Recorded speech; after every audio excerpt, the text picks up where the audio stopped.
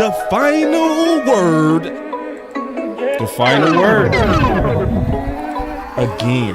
God damn, boy. We serious. Man. And we got the this almost like DC Universe on top. Right. It's almost there. We forming like Voltron. We about to get it though, man. You know what I'm saying? We had talked about Boss taking a break. We don't ain't no off days here. Man, ain't no off days. It's stuff too important. I ain't gonna lie, I was very urgent based on the coaching vacancy. But that's been handled. Candy, what's up? The final word. So she must be having some issues with her sound. But yeah, so we obviously got lot to talk about. Yeah, I can hear you now. What's up, Candy? Hey guys. Sorry about that. Mic was off. No, it's all good. Sure, because we usually do that boss candy today, but it's a final word, man. With just obviously the aftermath from the Green Bay L is just kind of like gotten a lot of us ready to have some real deeper conversation. So we doing that. So first, how you feeling? A little defeated. Better than I was game day, but I'm excited to join y'all tonight and get in on this conversation about the future of the Dallas Cowboys. Yeah, because the future is already starting to shake out, you know, so that's obviously something I can't wait till we talk about. I kind of got that feeling like, and Tuck, I know you're going to understand me when I say this, it's like draft day when you don't get your pick. I feel you. You feel me? But because I've been through so many drafts, I'm gonna be mature. You know what I mean? Yeah. I'm gonna be mature. You gotta accept the pick and you gotta go with your pick and back your pick. That's what it is, you know. Well, once again, you know, your boy Jay Tuck was trying to prep Cowboys Nation this morning about this because I kind of knew something behind the scenes, but you know, ain't no way. I'm like, all right, so here we go. Here we go. Yeah. So now I can't wait till we talk about that because that's interesting because now we get to have a more fruitful discussion, right? Mm-hmm. Candy, we get to have a conversation on how to make sure that what happened with Green Bay doesn't repeat. So right. So you know we will just switch gears. We stay in solution mode always anyway. So right. Mm-hmm. What we do best. That's what we do best. Yeah, man. I like solution mode. Oh no, that's all we do. That's all of us do, man. We the best team on that. I really mean that. So anyway, man, I'm excited about this show. Obviously, we ready to freestyle it with the breaking news of what just been announced. We gonna talk about how it all came together and what the clues was, because to me, it's also a lot to learn in the off season. I think you learn how your team moves, and the more you know about how your team moves, the better I think you fan better. Straight up. Right. Mm-hmm. And also, and I also say this, it does take some of the emotion out of it, you know what I'm saying? Because we're not caught so blind by it. You know what I'm saying? We're not blindsided by it. So, What you mean?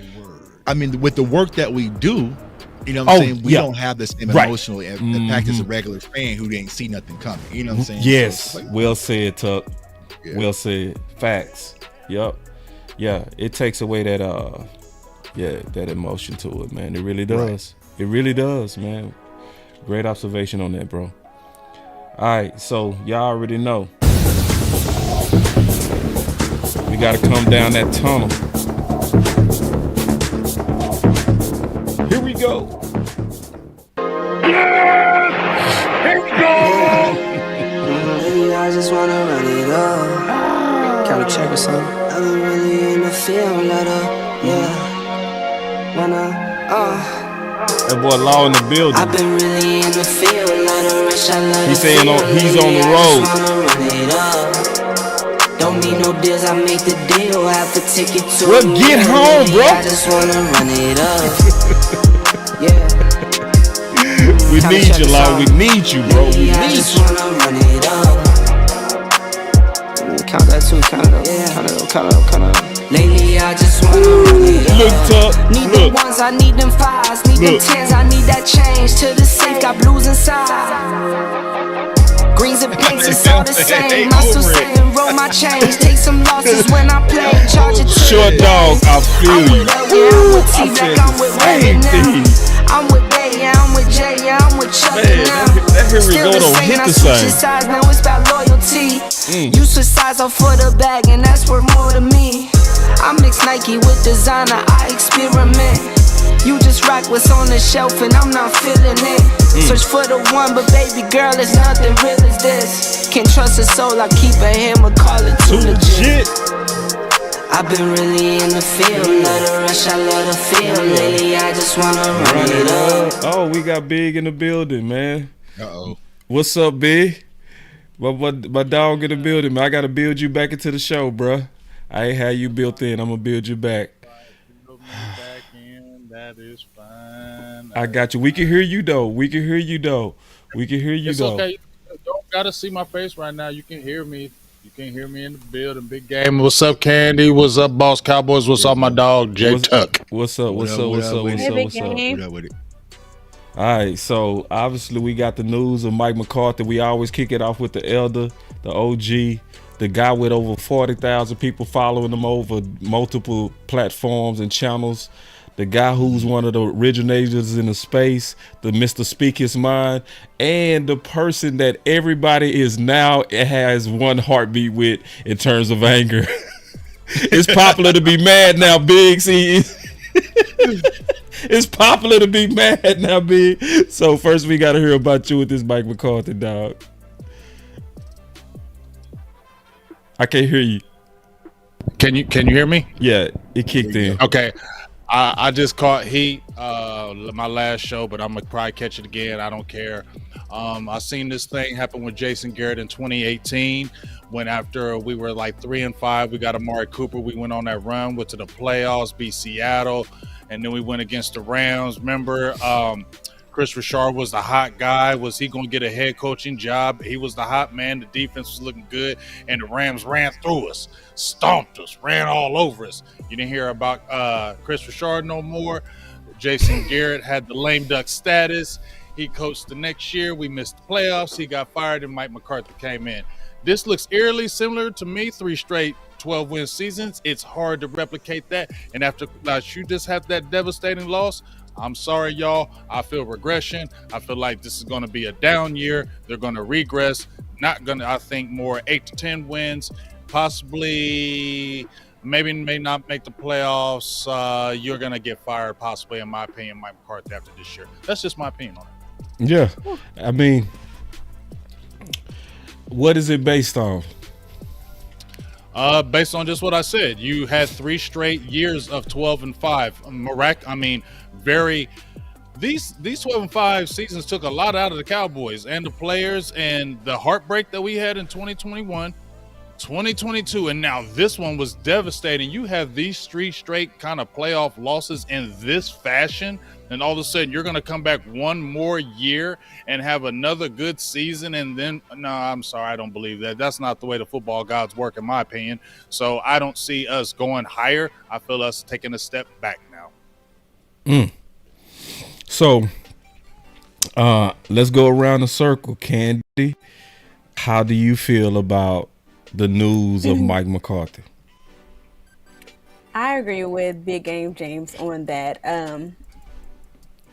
I feel like if any of those 3 seasons, this was the best chance that we had to go to the Super Bowl. Not only did we see it, but I feel like a lot of the media that we've been trying to get to see it, everyone saw it, and that potential was just blown. I don't know how much better it could have gotten for us. So I do see an eventual decline and Mike McCarthy gone after this season, and probably a few other changes I'm not going to talk about, but definitely gone after this season. Oh my God, Candy, what happened to you? I know, I'm a big optimist, but I love to keep it real, Candy. Don't you? I love this one though. You can't fight what you see, and it's inexcusable. I love it.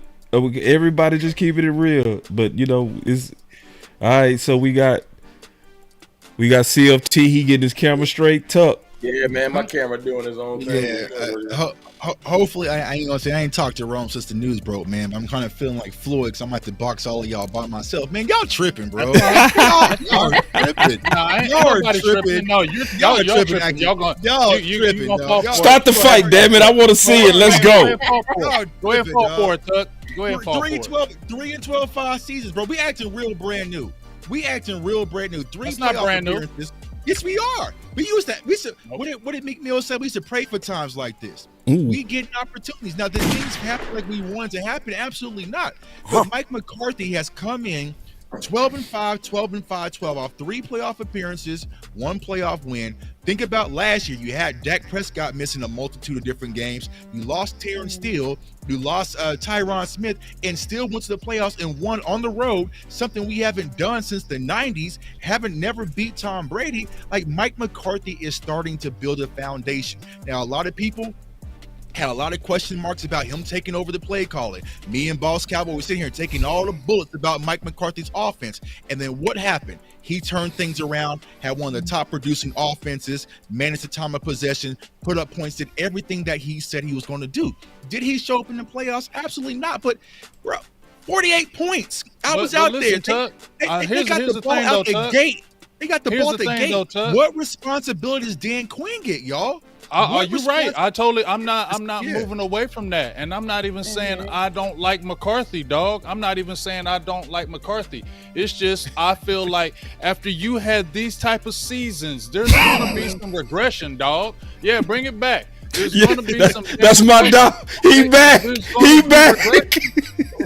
We've seen this with other teams. We've seen this happen. You can't keep having devastating losses like this in these playoffs and don't think there's and you got a lot of free agents going on right here. It ain't like you're going to have the squad that you had back this past season. You're not going to have the same team you had last year. You have impending free agents. You have people that you're going to have to sign.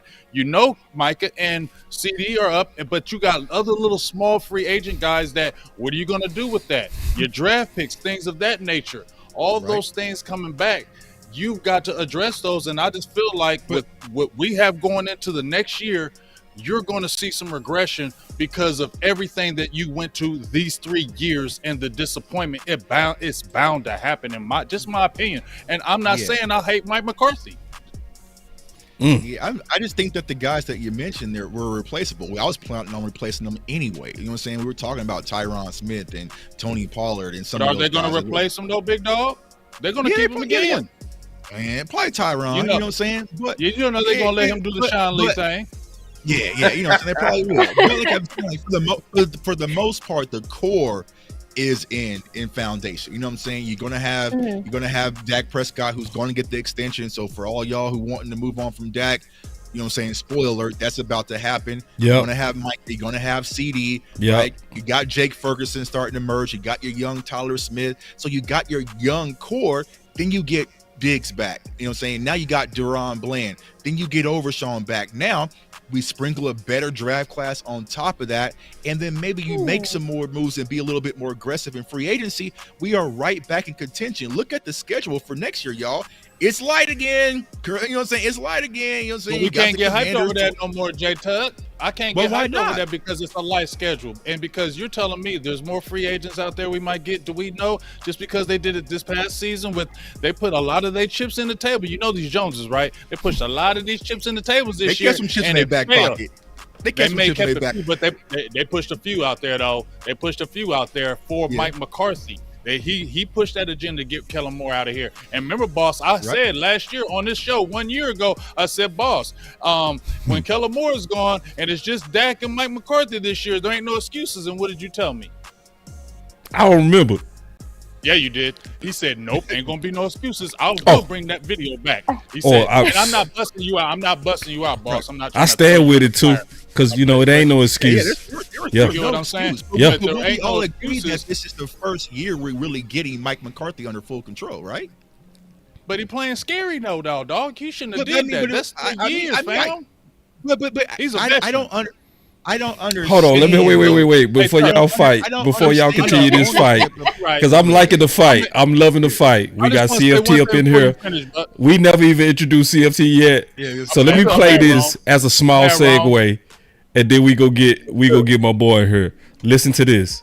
I was going to say what you just said about Mike McCarthy and Jerry Jones. Yeah. A lot of people speculate that this is Mike McCarthy's last year. Do you feel this is last year in Dallas? If they don't So this was from the offseason. win something. Oh, yeah. No, it shouldn't be, though. There you go. Hold on. This is first year. It shouldn't be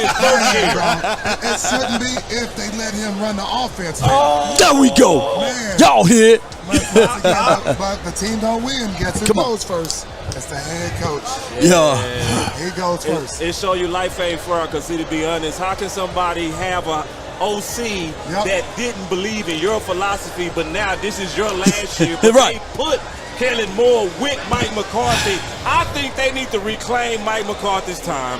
Yeah. And start it over. Start it over. It starts now. Like, because they the ones that put Kellen Moore on him. Right. And he clearly said he wasn't a fan of option routes, and they kept running it. Let's do it. Your head coach not liking it. No, McCarthy's the man. I got to give it to him. He's the guy. That's good to hear, man. And I want all of y'all to know this is coming from somebody who got the play calls from Mike McCarthy. I'm going to look in your face and say it.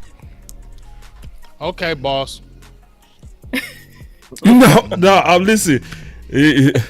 I'm not even making a point with that. I'm also saying that this is the problem. Accountability. Yeah.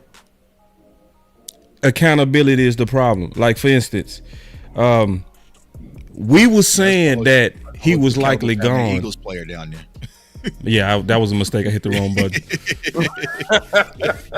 Y'all forgive me for that. Can change? Yeah, can change. Let me do it again, bro. Let me do it again. Yeah, well, hold you accountable. What's going on, guys? So this is the show where we had the enemy up in here, bro. Look, we got Joe Castro, Lord Brunson by y'all names and everything. My bag, bro. The fact that Lord Brunson was in front of Jay Tuck Hey, man, bro, I didn't mean to do that, bro. I promise you that wasn't on purpose, dog. But the whole point of that was it was showing that the offseason talk was what? If he don't get to the NFC Championship, he gone. You know? So we was actually making the case for him. This is the thing. Who created that narrative? That's a good point. That's something I'm going to talk about this offseason. I'm tired of narratives being created by the same people that dislike us. That's a good point. Yeah. Tired of following those narratives. Yeah. Who in their right mind came out before the season? They said we was going to finish fourth. Yeah. And then somewhere in the middle of the season when we start cooking, it was here goes Super Bowl or bust again. Because in the beginning of the season, Vegas odds had us finishing fourth or third in the division. Yeah. Yeah. Now I know we start cooking, so everybody get on the bandwagon. Right. But let's not act like the narratives don't get pushed just to push their agenda. That's it. I felt Mike McCarthy, that the NFC champion. If someone can find me an article or a source that said the Jones family said if he don't make it here, he gonna be fired, I shut up. But I ain't seen it. That narrative was pushed by all of those daytime shows, so they can have something to talk about in the offseason. Yeah, and it worked. Walking us down a cliff. Good point. Yeah. I ain't gonna fight you when you hit bullseye, big dog. But that ain't even. I do want to say this real quick because Tuck said he ain't talked to me about the joint. I am still on what I was on yesterday. I'm not mad about Mike McCarthy coming back because continuity wise, offensive wise, that's great. The offense is going to be great, but the culture of the team, something got to shift, and I don't know. Like I can see the offense coming back firing. Yeah, but sometimes I guess adversity will make you dig deep and grow. And last season, the offense had a whole lot of question marks on them, and we went to this season with the whole, this team is going to be carried by the defense. Now it didn't flip-flop because the whole question this whole offseason is going to be like, well, what's the defense going to do? We already know people going to hate on Dak. That's customary. That's that come with it. That ain't even like special no more. Of course you don't believe in Dak. I know. Yeah, we know. You know, I don't even think that moves Dak anymore. He's like, you're right. But Micah Parsons, this is his first offseason going into the offseason where legitimate doubt and disrespect is being floated around. Like, what did you do? And I would love to see how, since he is the de facto leader because he's the most talented, what is the defense going to do? And are we going to have the same defensive coordinator? There's a lot of questions on that end now. And we're going to talk about that tonight. My energy has to shift to, because it can't stay on McCarthy. That's done. That's a done deal. I still want to put some energy on McCarthy. But see, no, I mean, as far as the speculation on it be coming back. Oh, no, that's over. Yeah, that's a wrap. So let's just focus on what we can do to be better, because he here. It's either you going to tap out and say, I ain't watching it all, or you're going to find a way to hopefully make this thing work better than it did last year. What Big Game James is saying is true. I don't care if we go 10-7. I don't care if there's regression. Show me something in the playoffs. I don't even care about the 12-5 anymore. It kind of is messed up. But I want to just see, this year should be called the eye test year. I need to see things during the year that have nothing to do with stats or anything. It's eye test. I got to see something that makes heart, finishing, discipline. And not to cut you off, right? We're gonna have those. We're gonna have that opportunity. We're gonna have San Francisco. We're gonna have Detroit. We're gonna have Baltimore, right? We're gonna have those games where we can sit back and say, and that's how I felt with this year. When we had Buffalo and we failed that test, and we felt I knew it's like, bro, we're not ready. Like we didn't beat anyone where I could sit back and say, okay, this team is ready to really make a run. We had to sit back and just hope and pray. And to your point, the one game I thought I would have said was the eye test when we smoked the Eagles, although that was a fun game. As we can see now, that ain't mean nothing because they it did right. Exactly. They was womp. They was fart. They was right. So we was so what was our game? Fight with wet paper towels. We was both in there thinking we was nice. Right. Right. We both wasn't nice. Right. Because we look at Detroit, you know what I'm saying? Yes, we was up, but we let Detroit march all the way down the field in the final drive, score, and then get a 2-point conversion. We just got lucky. You know what I'm saying? So there was nothing definitive we can say. That was 2 weeks in a row too. That this team 2 weeks, they just did it versus the Dolphins as well. So there was nothing we could really hang our hat on this season. So hopefully next year that changes. And so, there's a lot of things that need to change, I think, culture-wise, but ultimately I think Mike McCarthy bringing him back and giving him another opportunity, because like you just saw in that video Boss played, the players are also supportive of Mike McCarthy. You know what I'm saying? Like for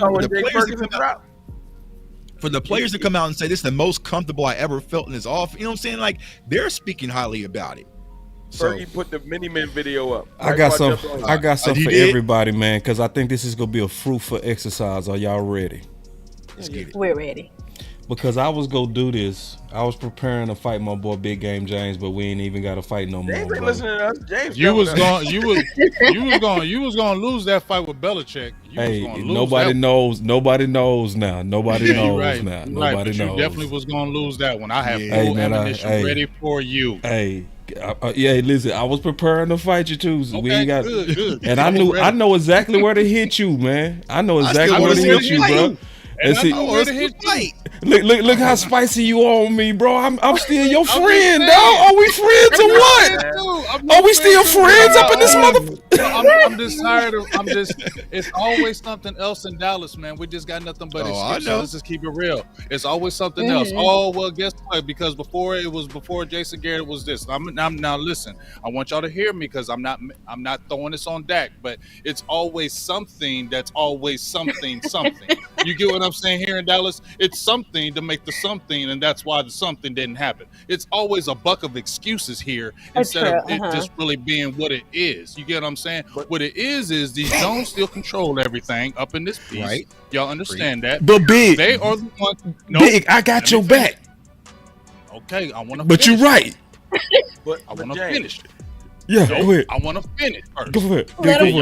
I ain't gonna say nothing else. No, keep talking too. Keep talking, bro. We need you, bro. Because see, that brand, you heard Dez, right? And I didn't look at the whole interview, but you heard him pressing that brand again, right? And when I was one of the biggest things I was hearing was when he said Jerry came in, he said, "Now y'all know about this brand, y'all do right." So basically, you ain't got a voice. That's why when anybody has a voice up in here, they get gone. So what is that? So how are why didn't you want Belichick deal? Now we finna fight over this anyway. We gotta fight over this, bro. Cause who else was gonna have a voice, bro? How would you think he's going to do that just because you said we all thought that it was going to happen with Parcells? Did that happen? It happened more than these other meaty mouth coaches. And what was he complaining about? And what was he complaining about? How Jerry was still meddling, how he was still in the business, and how he was still doing things like how he wanted. He was still going out there when Bill Parcells would say something, Jerry Jones would say something before him. Oh, he's going to start. And then Bill be like, man, he ain't doing that. Yeah, he was still doing it then. He's doing it with Mike McCarthy. He's doing it now. They're control freaks. Just like when we talking about with Will McClay, right? We just talked about Will McClay. When we say we don't go out there and get free agents, Will McClay don't have the power just to pick up the phone and say, come on over here and let's get this thing cracking. You know what he's got to do? Hey, Jerry, I got a couple of these players I want to get. What you think about it? Steven, well, let's wait. Let's see what it is. Oh, tomorrow? Okay, let's see. Oh, 2 hours later? Oh, there I got him. All right, okay, well, we'll worry about that later. We like our dudes anyway. Okay. Man, I love you, B. But this is a conversation that happened. So when y'all keep on telling me this one thing, I keep on seeing this other thing. So when I keep on hearing culture and how this stuff needs to change, no, it's not going to change that culture when you got that top head doing those things who's still the control freak over everything. That's the truth. And Belichick, when it came over here and changed nothing, because guess what? If y'all thought it was pressure with Mike McCarthy, what the hell pressure you think with Bill Belichick being here and he don't win? Man, big. And just like Big Game James said, though, right? Will McClay got to make that phone call up. And when they traded for Trey Lance, Jerry and Steven didn't call nobody. You know what I'm saying? They didn't talk to address nobody. Just traded a 4th round pick for Trey Lance and didn't call Will McClay. You know what I'm saying? Man, hold on real quick, bro. It's the difference, bro. Like, it's up top. I want Big. I gotta talk to you, bro. You my dog. You my dog you my too. Dog. Now you listen. My dog. I think you might be misunderstanding why I wanted Bill Belichick, bro. I know why you wanted him. No, hear me out. Okay. First of all, I know your heartbeat, dog. I know what you bleed. Defense, bro. You know what I'm saying? Now, I ain't trying to get you to drink no Kool-Aid at all. That's never happening. Right. You feel me? So I'm saying I wanted to bring a guy in here that had a brand that was already built on where we're weak. We're weak on discipline, right? We have never played New England and said, hey, these guys are undisciplined. We've never said that. It didn't matter the talent level. Like, we all agree that Bill Belichick has fumbled on Jim, but none of us had said going into that New England game they're going to be flat. None of us said that they was going to be undisciplined. None of us. We all said, look out, this team would try to find a way to win.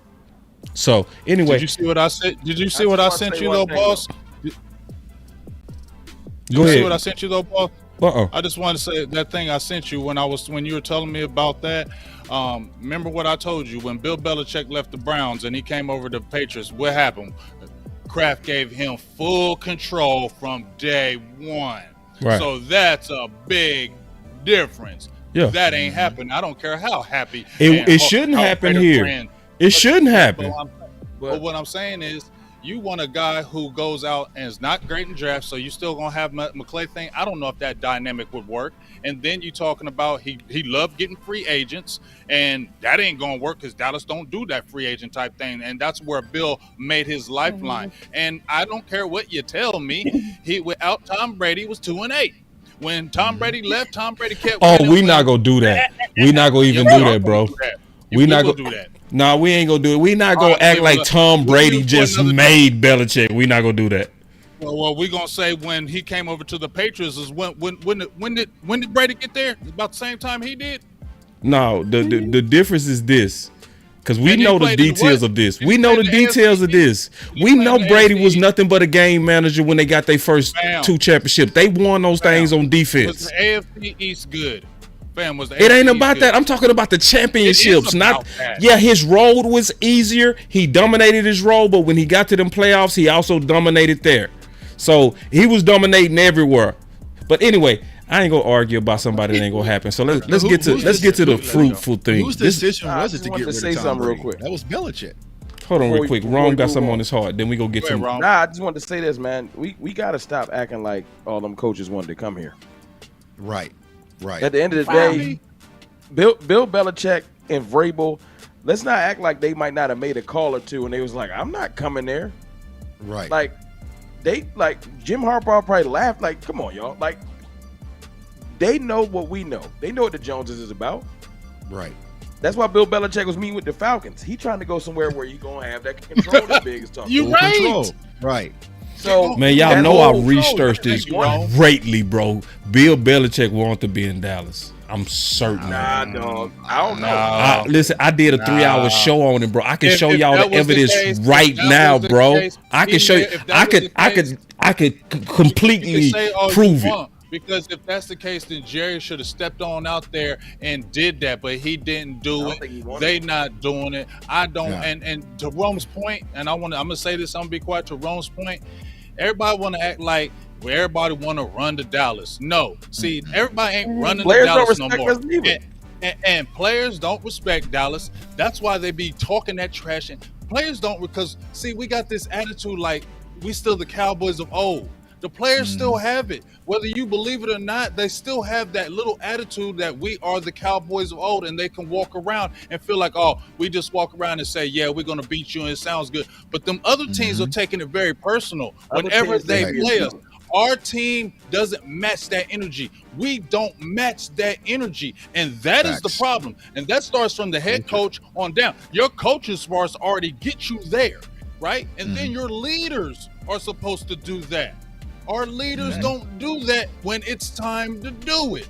So it's a lot of talk in Dallas. It sounds really good in Dallas, but when it comes down to really making it happen in the biggest moments, it doesn't. And that's a fundamental that starts from the top and it trickles down, and they follow right into it as well. All right, here we go. Agree. Here we go. I got something for y'all. It's called Offense Win Championships. Y'all should like this exercise, okay? So this is about your boy Mike McCarthy. All right, because he's now back. I was gonna do this with Bellichick, so we're not gonna do that because he's not coming, right? No, he's not. So the first thing I was gonna talk about was the cons, right? Because if we can make these cons go away, it increase our chances of us winning it. Okay. Would y'all agree? Yeah. All right. So discipline has never been consistent in Dallas. So I think we need to start having some discussions on what can bring discipline onto a coach that we never saw it under his regime on a consistent basis, right? I would also say that he bent the knee on the our guys philosophy. Would y'all agree with that? Yeah. Yeah, he's bent the knee on that. So that means to a degree he is a puppet to a degree, right?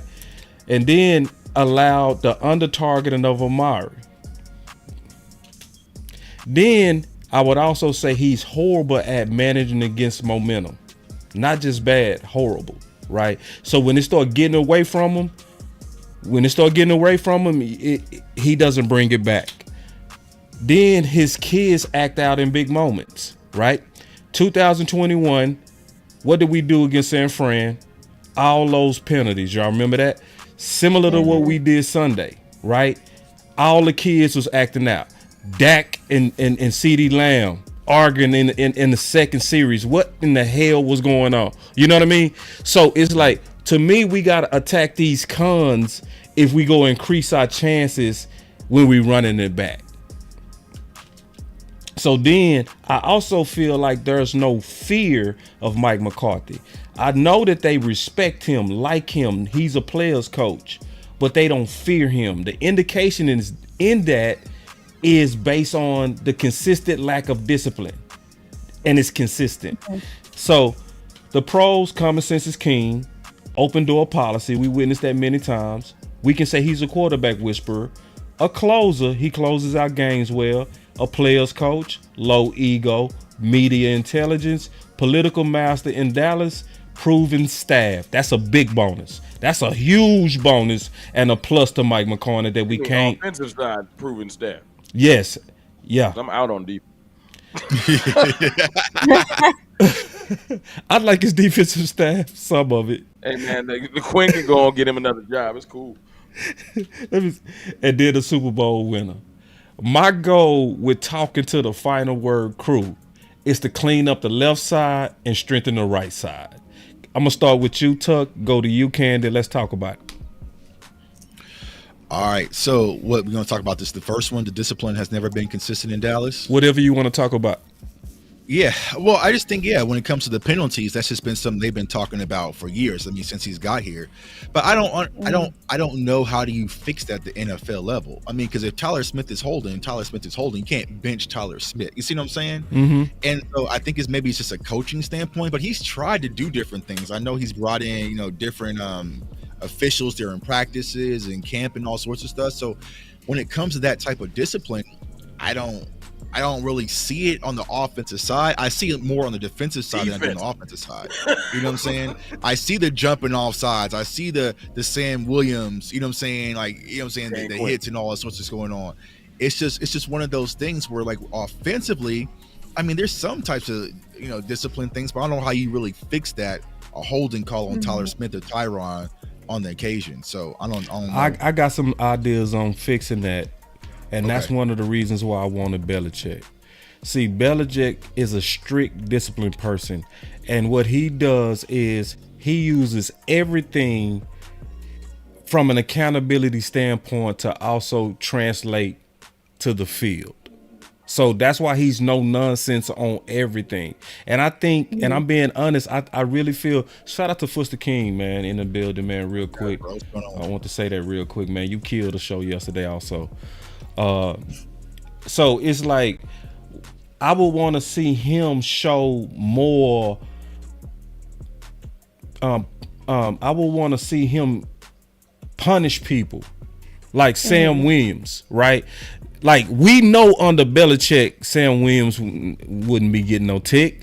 No, you're right. It would have been a public example made out of him, even though he was a second-round draft choice. So I think the things to fix discipline is the things we need to be looking at for coaching.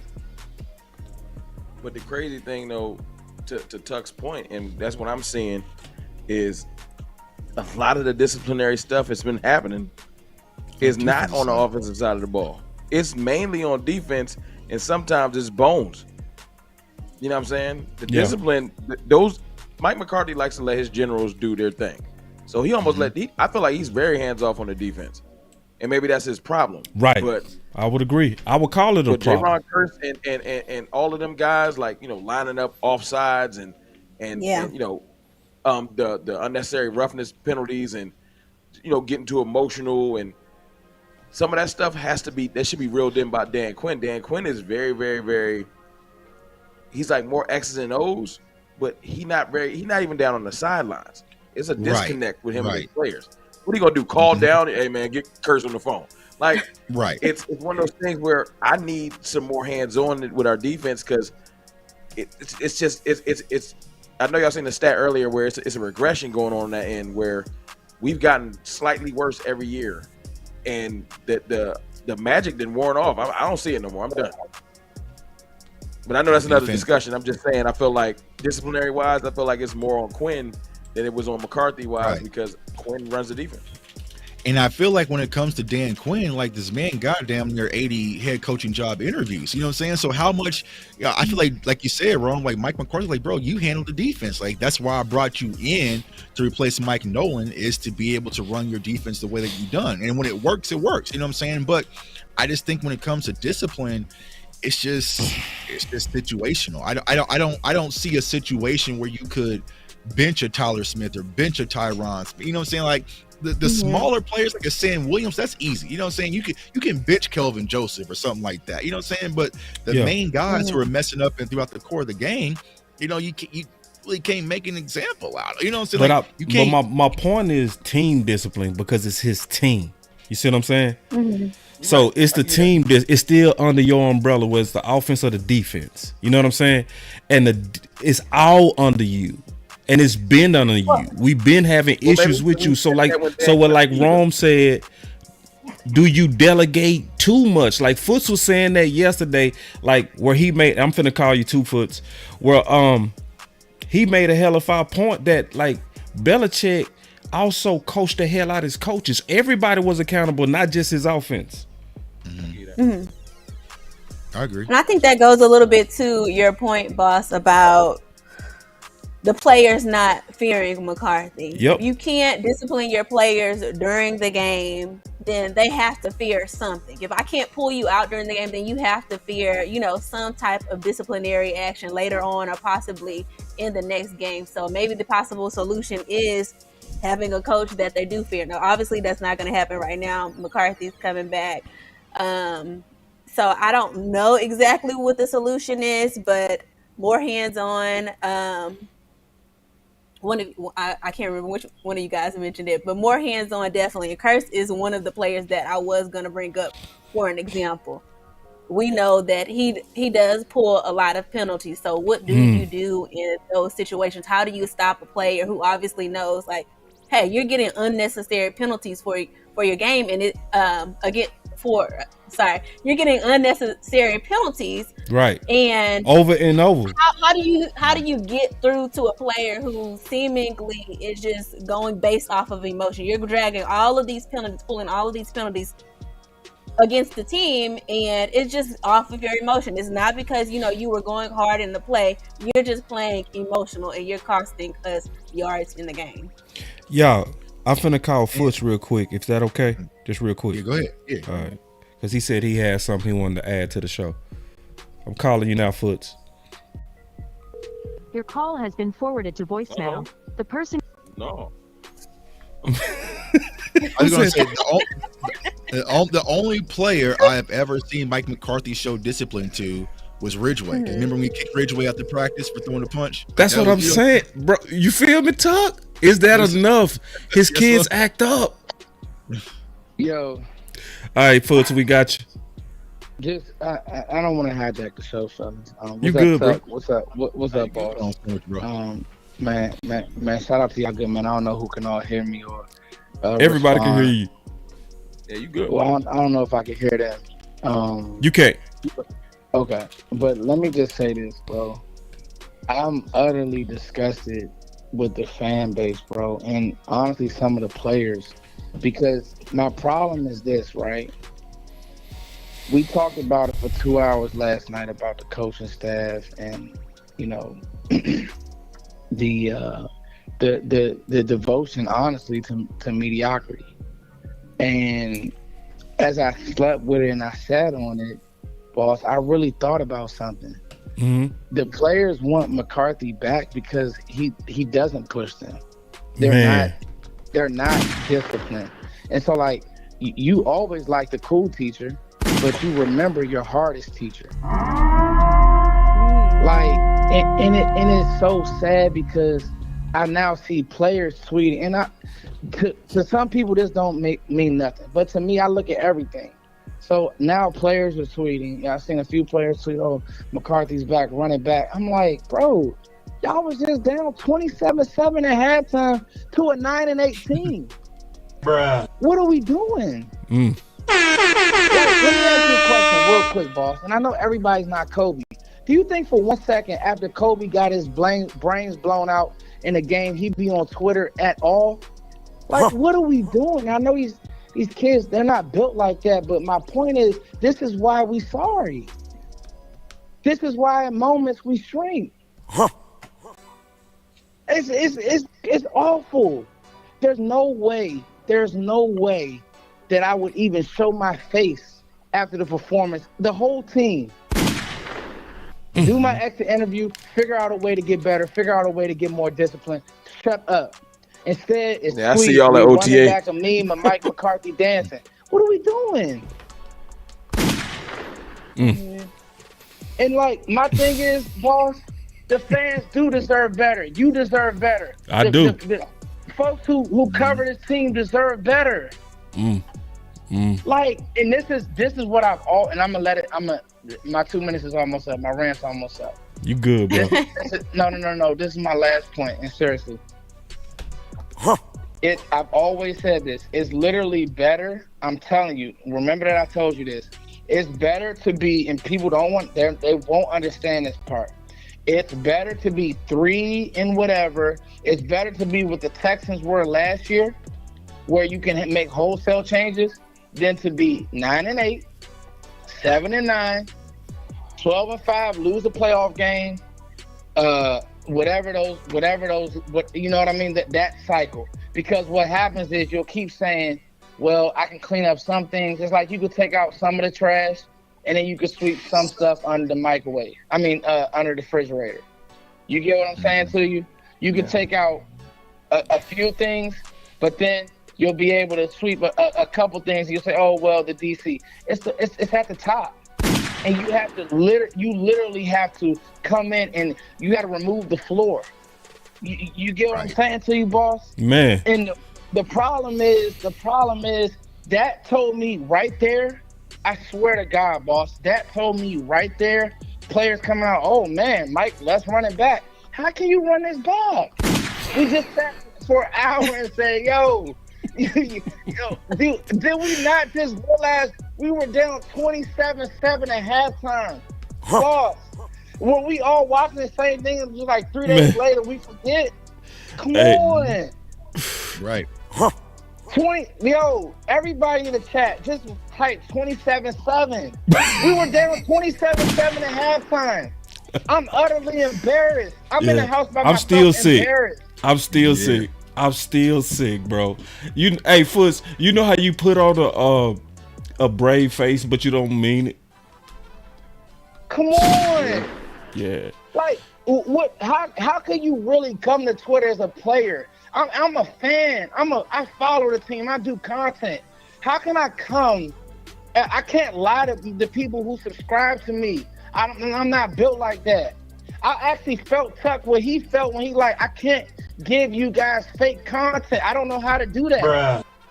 Mm. So how can you do that as a player? Mm. You had the audacity to tweet, dog, you just lost 27-7. What are you doing? I told you that. And there's people that that's an indictment on Mike McCarthy to me. Man, what are we talking about? It shows the softness, and it seems like kids that act out. It's no fear. I don't think it's Mike McCarthy, y'all. It's the organization. Okay, hold on. Y'all can't hear each other, so let me do this. Foots, you already know you killed the big dog. If you want to, if you listening to the show and you hear anything else, shout out to everybody. I just wanted to just realize there was a point we were down 27-7 and 46-14 at home in the biggest game of the year. I'm done, boss. Much love to y'all, man. Hey, Foots, y'all see where to find Foots the King. That's his channel. Y'all make sure y'all like and subscribe to the big homie. Appreciate it, Foots. Yeah. Man. Go ahead, Tuck. I was gonna say I 1,000% agree with Foots, man, because it's like, why was my post game reaction more passionate than any of the damn players? You know what I'm saying? I was on about to, you know what I'm saying? I was out there because it hurt us that much. But I would say I don't think it's on McCarthy, y'all. I think it's the culture of the Dallas Cowboys. It's just the culture is him, though, Tuck. It was before that. Think about this, bro. We don't let no dogs in house. We don't let a guy like George Pickens that come in and throw a helmet that actually care about that. Yeah. They're afraid of Pickens. They're afraid of stuff like that, bro.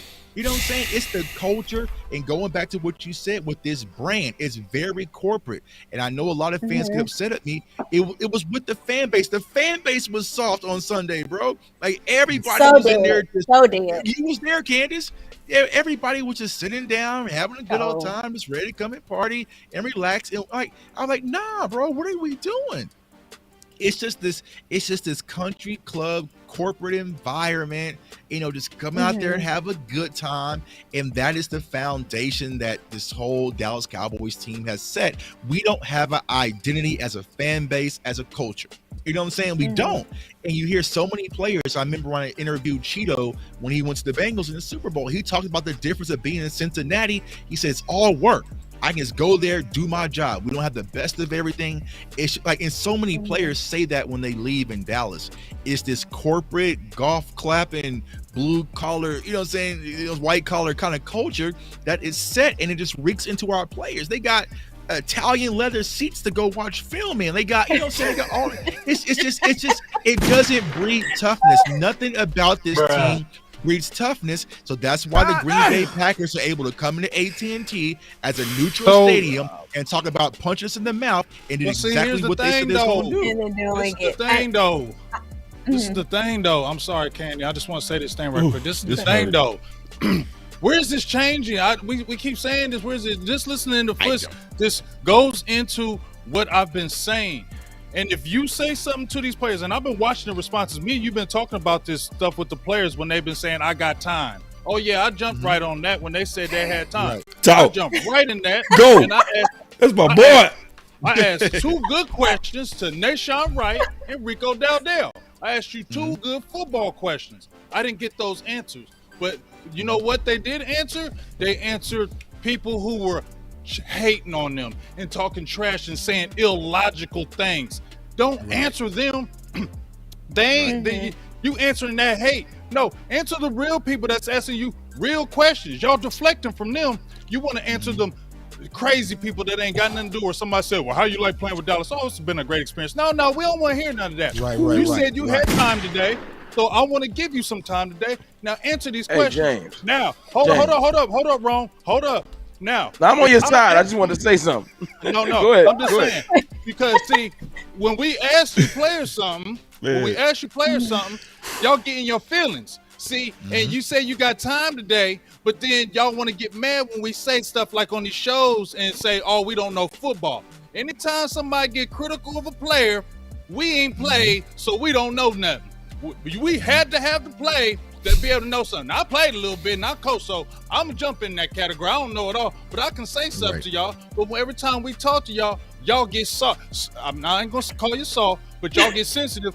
Tuck, you know what I'm talking about with a certain player who got sensitive as hell because you said something about him. He got all in his feelings. And they get in their feelings, then stay off Twitter. But no, coach let you stay on Twitter. Coach let you do what you want. And see, you players were saying the same thing about Jason Garrett when he left. We love Garrett. You know why?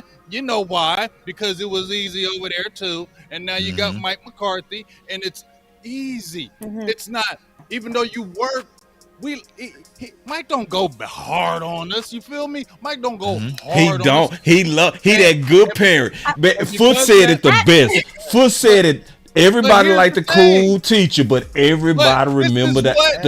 Everybody remember that teacher. But why are we?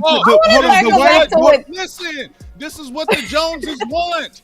They want a coach like this. Yes, that's why they're not getting rid of him, because they want a coach who's soft.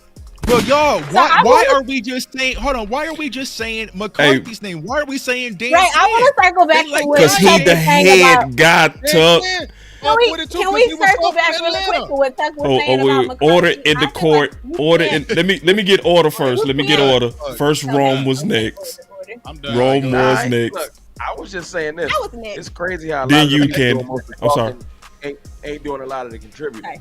No disrespect, but Rico Dowdell and Nashawn Wright and Wanye Thomas, y'all ain't play enough to be talking. Y'all could all be gone and we figure it out. Like, y'all need to really be quiet. And Kurtz be talking too. But my point is to Boss and the James, you know, I've been a fan of y'all's for a while. And what y'all used to say is you can't do nothing when they cut off your, you know what I'm saying, your manhood in the beginning. Yep. So it don't matter what he tried to be disciplinary with. When you could just go talk to the principal, it don't matter if the teacher's cool. Right.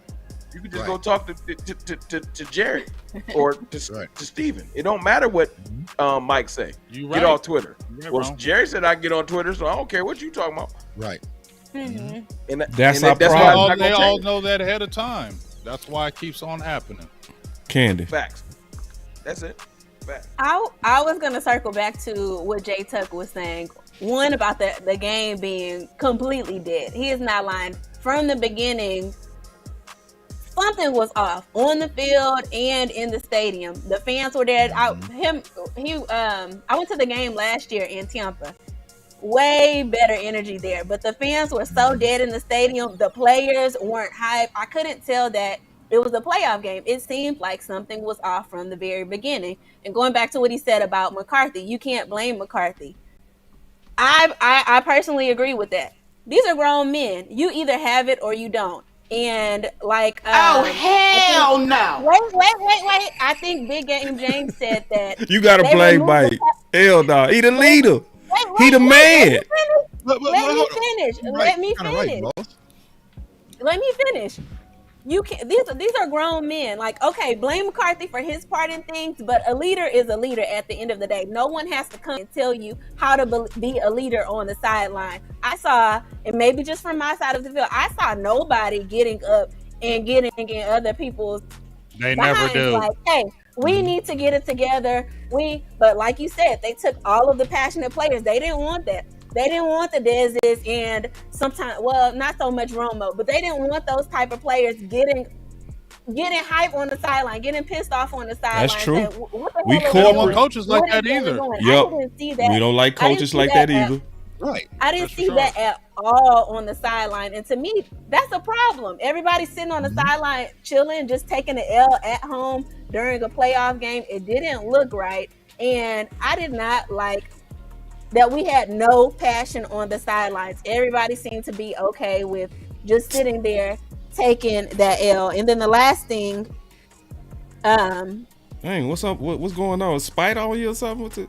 No, I'm looking at my notes. I took notes. Oh, okay. The way you wipe yourself like it was a bug or something. Like wait.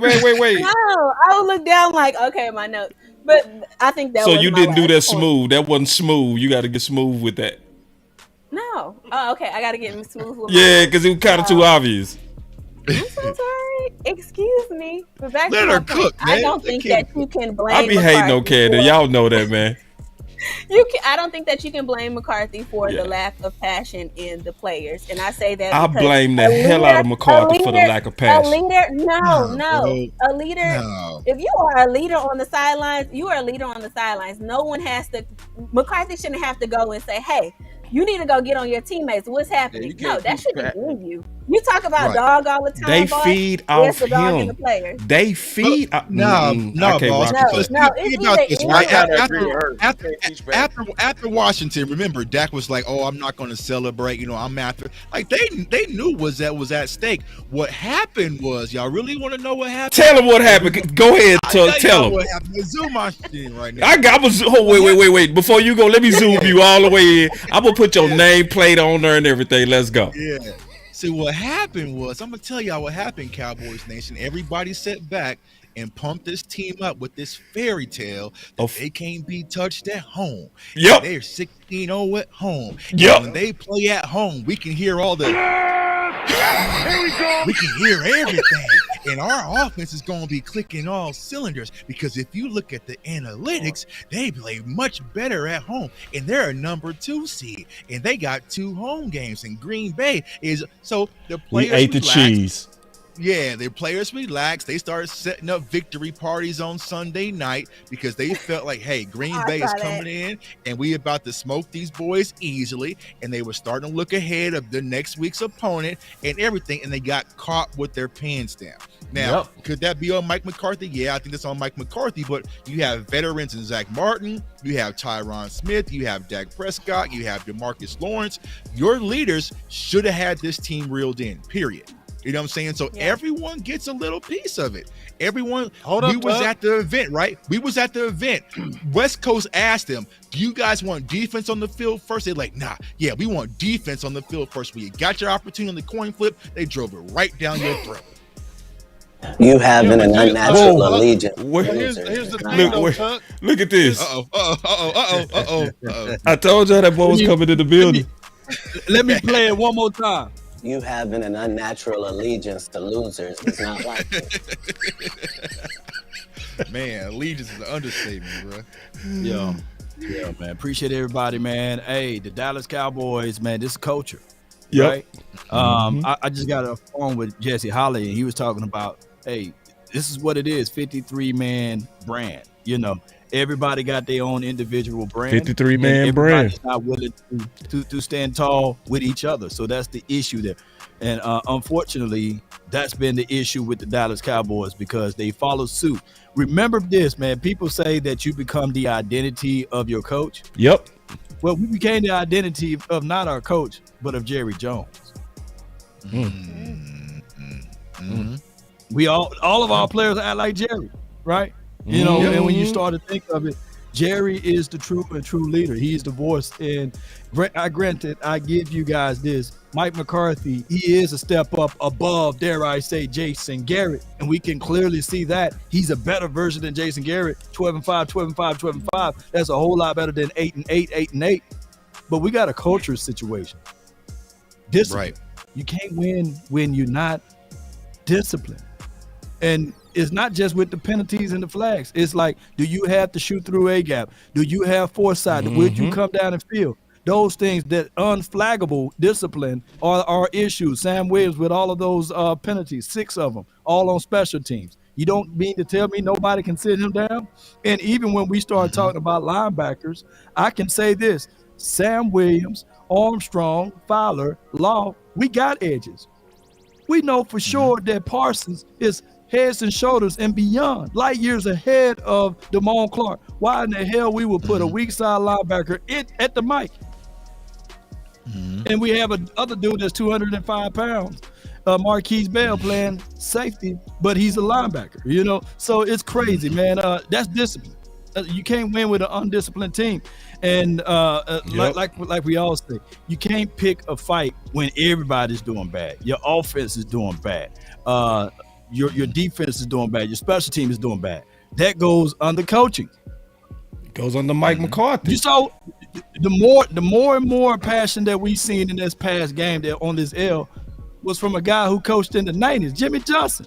He was the only one that giving us some juice. Everybody else had face longer than Shaq feet. And that's why I say Mike McCarthy manages momentum horribly. He does.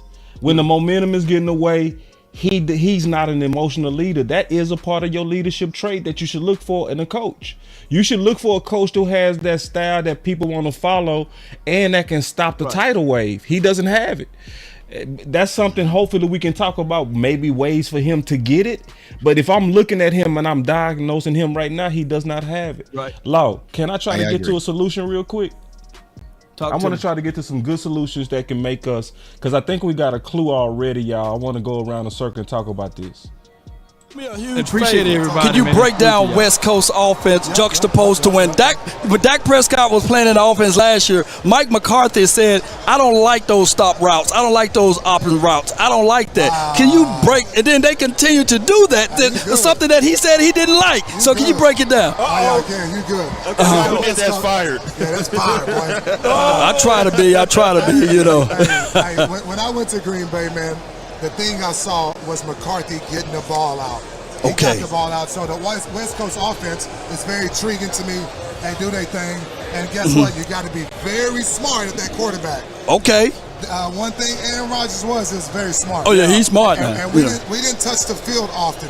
We were more classroom settings. Oh. So we done a walkthrough, prepare for another walkthrough. Okay. And then we touch the field. Okay. You know what I mean? So that's what McCarthy brings to it, and that West Coast offense. But Dak's got to do more audibles. He's got to audible things. When he see a linebacker doing something, he's got to replace the ball with the linebacker. And that's what Aaron Rodgers did. Man, my goodness, man. There's some gems right here, Jermichael Friendly. Man. So, Jermichael, now, when Mike McCarthy got here, I said that Zeke Elliott's probably going to suffer the most under Mike McCarthy because I felt like McCarthy was a passing coach instead of a running coach. Is that kind of true? Was I off a little bit there, or how do you? He's not a running coach. He's not. So I thought Zeke was going to suffer. No, he didn't. But at the end of the day, when I played for the Green Bay Packers, we had 6 guys that were #1 receivers. Let me rewind that. We go talk about that. But at the end of the day, when I played for the Green Bay Packers, we had 6 guys that were #1 receivers. All right, so I wanna talk about solutions. I'm gonna start with you, Candy. Go to big. We go go around a circle. So I'm talking about how to help Mike McCarthy, right? Because we can complain about Mike McCarthy, but he's our coach now. One of the ways that they won the Super Bowl, Candy, is he said we had 6 #1s. So if we go talk about a solution, I think you gotta even put more around that. Yeah. I would agree with what you just said. I felt like we had weapons going into this season And you and I talked about this a lot during the season. We didn't equip the team with enough weapons, like linebacker. Just mentioned how, we had Bell where he shouldn't have been on the field. I feel like getting Mike McCarthy to be more successful is equipping him and Dak with the weapons that we need on the field. If that's adding more wide receivers, then cool. But I don't know if that's going to happen. If we got rid of Amari Cooper, who was an excellent route runner, what more could we do in terms of wide receiver? No, I think we need to. What more do you want from me? I'm just a button guy, but keep going. Especially because when CeeDee Lamb was pouting, but the offense goes through CeeDee Lamb. Big. What is Dak supposed to do? What do you? Y'all, big gun. No, I'm asking a real question for an answer. Okay, I'm trying to give you an answer. What is going to help Dak, or is that what you're asking? I'm just saying like that. I'm making a case for more weapons. That's what I'm making a case for. Well, this is what because Mike McCarthy, when he won it, my point is when Mike McCarthy won it, Michael Finley said we had 6 number ones. He had a lot of receivers. Yeah, right. Yeah, so I'm like, he got a lot of receivers, but are they going to do that though, boss? You're talking about these things that is this front office going to do that? Who do you got out there? Jalen Tolbert. Are they going to keep?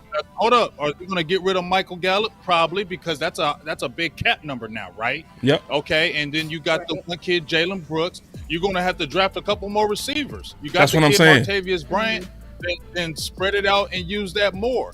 But I would also say you probably need to get a running back because you got to add a running game to help him. Our running game suffered. Thank you. We didn't have a running game this year. We put all that stock into Pollard. All of us knew he was a complimentary back, but we saw what the front office was going with. Okay, so he's going with it. Right. So, and then you had a Rico Dell who I don't know what that was. I mean, you ran him sometimes, you didn't run him sometimes. He was hurt sometimes. You got to get I'm not saying you got to draft a back high, but you better get a back. You better get a back that can really help this team. Gritty back, a strong back, a back can get you. I mean, can we say like an Ezekiel Elliott type back, a back who got some speed but got some power too? We need one of those type of back. You feel me? Absolutely. We need So, you see what the Detroit Lions did? They went and drafted Gibbs, and you see what that run game did. You feel me? So I just feel like that's probably maybe the issue right there, that you could probably help the team in that aspect. But we also got to look at the offensive line. We was talking about Jay Tuck mentioned Tyron Smith. You got to fix this offensive line, man. It ain't physical. If you got to do something with this offensive line, coach, it's not a physical offensive line. So only person you really have that does that is Tyler Smith, in my opinion. Zach Martin, they give him props. Yes, he was good, but he wasn't physical this year. He was getting mashed up this year. Tyler Biadasz mashed up. Hopefully Terrence still comes back stronger. Tyron Smith, I don't want to talk about him no more. No! Get him away from me. Get him out of here. Wait. See, y'all want to, yeah, I'm saying it. So what? Leave me alone. Y'all talk. No. Okay, so hold on. Let me go to law. Yeah. Is the answer more? Like, cause you asked the question to Jermichael Finley. Is the answer more? More of what? Like break it down. Cause he said you was talking about Jermichael Finley. And you was talking about the offense, and he was explaining, and he was also said as a caveat note that we had 6 number ones. But he was talking about the Super Bowl team under Mike McCarthy. So if I'm saying if we want to go to the next level, shouldn't we kind of model and stock Mike McCarthy with what had him winning before? Well, also they had those wide receivers. I believe they had Ahmad Green and Ryan Grant, and both of those guys ran differently. They were not like these running backs that we have here. And then we also got to contextualize that was 14 to 15 years ago, right? So 2009 and 2010, that's a long time. And even with that being said, that's even afterwards. I think that Mike McCarthy went 15-1 the next year. and they lost the first game of their playoff that year. To So the it's Giants. been a consistency situation with Mike McCarthy underperforming in the playoff time. I keep remembering that even the Green Bay Packers had issues versus the 49ers when you get to the playoffs. So how can we all of a sudden get better down the stretch with Mike McCarthy when he's already shown that in the playoff time he folds up like a wallet? I would say you will have to bring in a disciplinary defensive guy that can come in here, and we set the tone with the defense, and we bring in some running backs that can set the tone there and make it user-friendly for Dak Prescott. Chuck. Yeah, my solution would be not to overload with wide receivers and number ones. I would agree with Law. We need to get the run game going. Because if you look at, what's kind of going on trending in the NFL, if you look at a team like the Baltimore Ravens or the San Francisco 49ers, who are kind of front runners, it's the ground game, because the ground game and defense will travel. It'll travel in any weather. And I think that's the problem, is that we're going to these playoff games and it's Dak Prescott or bust. And when Dak Prescott is struggling, Mike McCarthy doesn't know how to, find another opportunity to keep the offenses moving. So I would definitely try to work on improving the ground game, which I thought was something we was going to do. We heard it all, conversation. I'm sorry, I'm sure from glitching. We heard it all season about Brian Schottenheimer getting to the power run game and using fullbacks and all that. We didn't do it, you know what I'm saying? So I wanted to see a lot more outside zone, especially with Tony Pollard. So when it comes to draft content, I am looking at running backs, but also if you want to bring in a veteran guy like a Derrick Henry, I'm not opposed to it, because if you have that run threat, it allows our offense to kind of go against what's our Achilles heel, right? Because I feel like Dak Prescott, when he struggles the most, is when you get the 4-man pressure and get the 7-man dropping zone. And I think they just try to keep everything in front of them. And we've seen that what happened versus the Cardinals. And you also seen it happen with Buffalo and also San Fran a little bit as well. So if you're able to run the ball, then that's going to open up things versus those lighter boxes. So I would definitely try to get I would try to get those the running game really involved. So as my guy West Coast would say, run the damn ball. I would load up on the run game. But you got to get better in the trenches. Just like I think Big Game said, look at Detroit, right? They got better in trenches. They got running backs. They got linebackers. Like, I feel like the game is transitioning. We saw what happened with Eric Bieniemy and the Chiefs and his high-scoring offense and throwing the ball around and all this kind of Madden plays, right? But now football's going back to the core, running the ball, power scheme, zone running scheme, linebackers. Like, it's getting back to what we grew up on as the essence of football. I feel like the Cowboys need to make that adjustment too as well. I love your answer, Tuck. You know what I'm saying? Because that's all we all pushing for. We pushing for answers today. You know what I mean? Not crying. Just how we go help Mike McCarthy. He our coach now. It's just like when we got Schoonmaker. I didn't like the pick. I still don't like the pick. But he's ours. So we still got to make it work, man. I appreciate that's a very good answer. I appreciate that. Ron, what's like, what did you think about like Jermichael Finley and just helping Mike McCarthy? I'm going to piggyback off what everyone's been saying, because that's the route I would go. Reestablishing a run game in Dallas, which is kind of one of our core foundational things our franchise was built on, but that's another conversation. We got to get back to what we do well. And the crazy thing is, you can't look at no dominant offense in the NFL and not say they don't thrive because of a run game. Sean McVay's offense returned to looking dominant when they got their running back back. Isaiah Pacheco helps Patrick Mahomes. Josh Allen is having a better season ever since they fired their offensive coordinator and started running James Cook more. Like, it's just, you can't run from it. You see what San Fran does with the run game, and we just didn't have one. We don't have a second plan. It's either, like Tuck was saying, it's either Dak or, I don't know what we're gonna do now. The defense ain't working, Dak ain't working, and then Dak starts to press, and that's when he looks his worst, when he's pressing.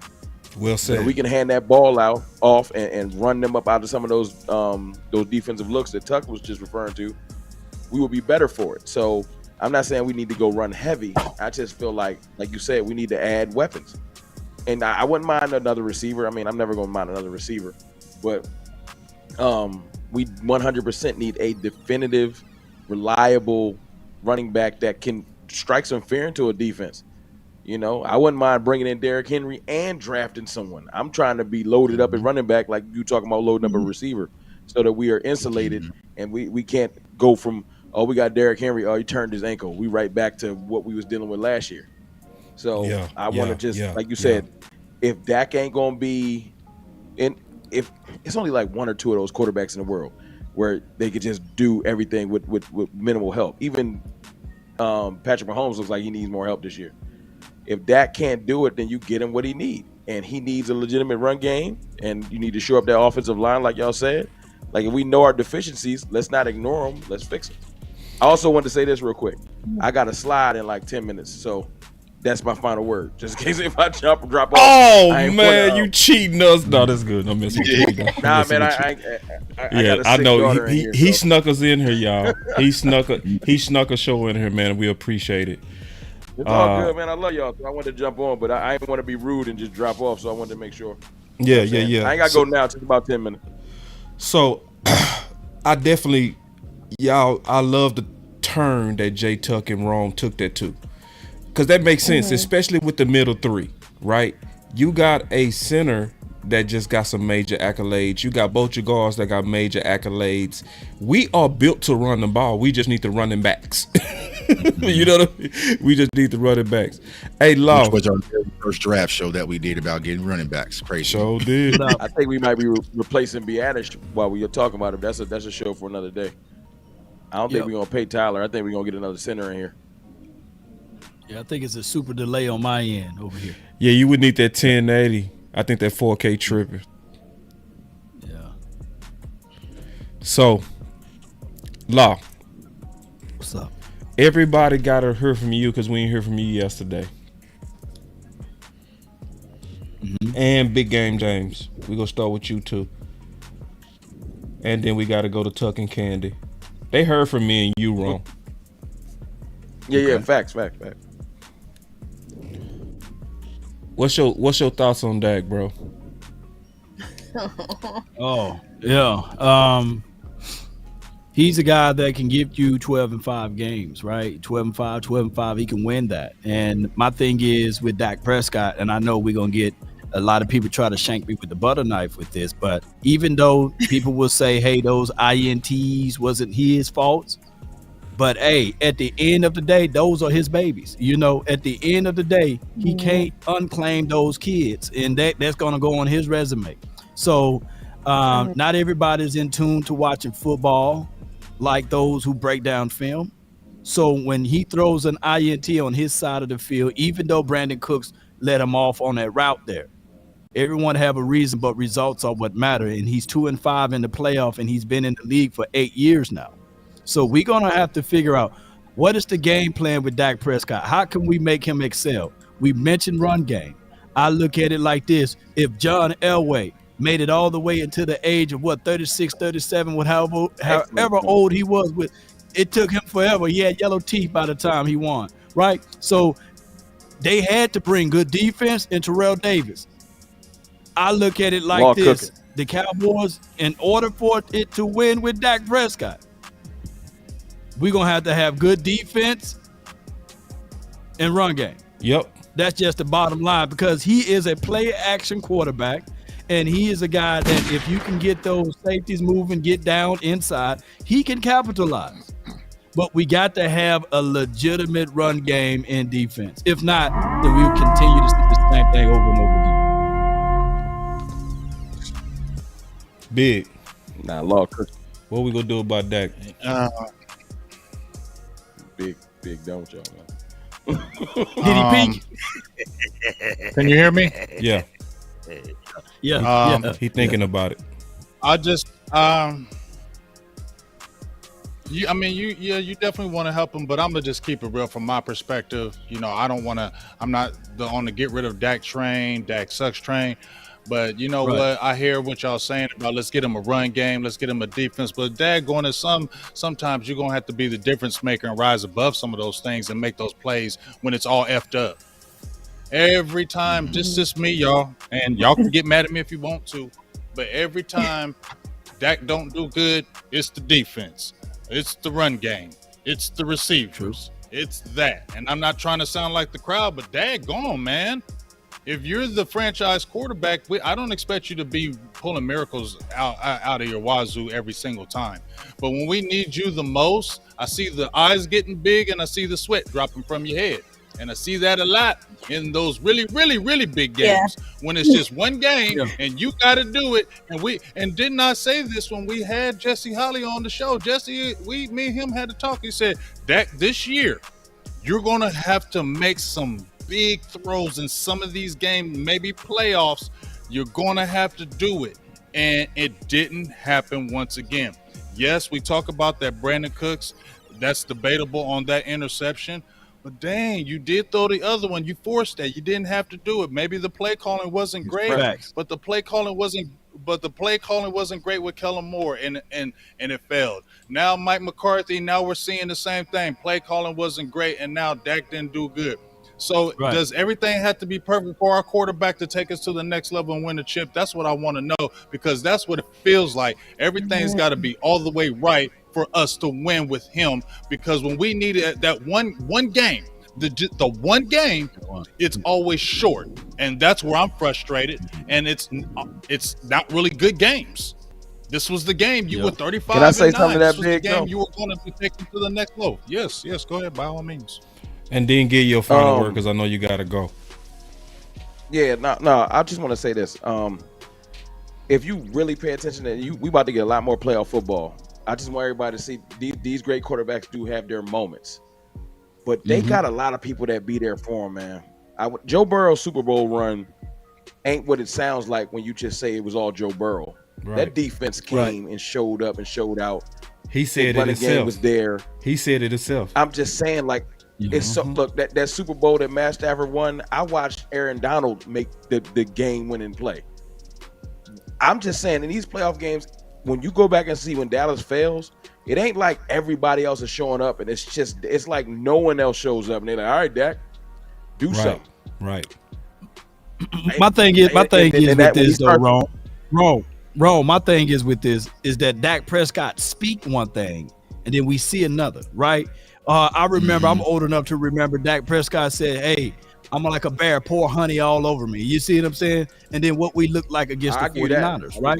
Yeah. And then even when we beat the Washington, that's privilege. I don't want I don't want to wear the hat because I'm looking for something bigger. I'm moving Louis Vuitton deals because I'm thinking of Las Vegas, right? So I get all of that with Dak Prescott. And then at the end, and the one thing that really kind of made me hot about Dak Prescott, because we fight tooth and nail and we go against the 3-ladder and the 4-ladder network, for him to go to that podium and say, I sucked, thou shalt decree a thing and it shall be established. He established the fact that he sucked. I haven't seen a video of MJ saying he sucked. I haven't seen a video of Kobe saying that he sucked. Where's your mindset? Where's your mentality? And you just took everything away from us. We fighting for you, and you get up on national TV and say, yeah, I suck, man. Hey, man, I trash, man. So come on, man. Like, nah, we need for you to be the leader. We need for you to, even though Brandon Cooks ran a terrible route, go up into his face and say, you the veteran. Run a better route. Spit. I need to see spit and veins coming out of his neck on top of Brandon Cook. I need to see that type of energy. Right. But not just fall on the sword, because now everybody's saying, hey, man, look at damn Dak, you know? And now we sitting here looking like Dak apologists. Which none of us are doing. So we ain't apologizing for that. You're right. Yeah. We ain't apologizing for that. But I'm just saying, though, man, you know, but Dak my dude, you know, real, but he can't. Yeah. Even Ted Prescott probably said, damn, bro, you didn't play good that game, even though the good. And here's the thing, though. Law and Big and Boss and Tuck and Kenny. Yeah. This offseason need to be filled with that, though, because we are the voice of the nation, and they listen to us whether they want to admit it or not. Like, this is the type of, like, we don't need to. It's tough love offseason. This ain't about sugarcoating. And you know me, I get out there and I'm optimist prime. I'm always optimistic, but it's one of those off seasons where you gotta say stuff like that, Law, and he need to hear it. Is what whether it is. he want to say he heard it or not. Right. Yeah, man. Like, right. Yeah. That's unacceptable. You're right. You can't talk a big game. But you feel me though, Rome? And then shrink. Rome, you can say right. Rome, he can say all that. He that. can listen to all that all he wants to, but I don't. It's just I'm to the point now where it's just too much talk up here in Dallas. Just shut, not Right. us, but it just y'all. Just like what Foot said. I agree with that. How the hell are y'all on? That's pissing me off too. How the hell y'all got these Twitter fingers left and right after y'all 2-3 days? Yeah, like mockery. And the thing that made me mad about that was, I know all fans are goofy and say some of the craziest stuff, but it was almost like y'all were mocking us fans for saying stuff to y'all when y'all choked. Right, y'all choked. Y'all come in, I choked. got time today. Y'all choked. And now all of a sudden y'all y'all throwing it back on us like, I got time today to talk. If y'all want to talk, you shouldn't have that time to talk, right? You should still be playing. So you tweeting that you got time today is the wrong tweet because you should not have time today because you should be playing next week. So respectfully, STFU. I will say this though, they knew not to shoot no bullets at my way, because the way I was feeling being trapped down there in Dallas and being pissed off, bro, I would have lit Twitter. I was checking my tweets today. He ain't saying nothing to me, bro, because I was ready to spray out the whole block. But they want to point out our job. I seen the talk too.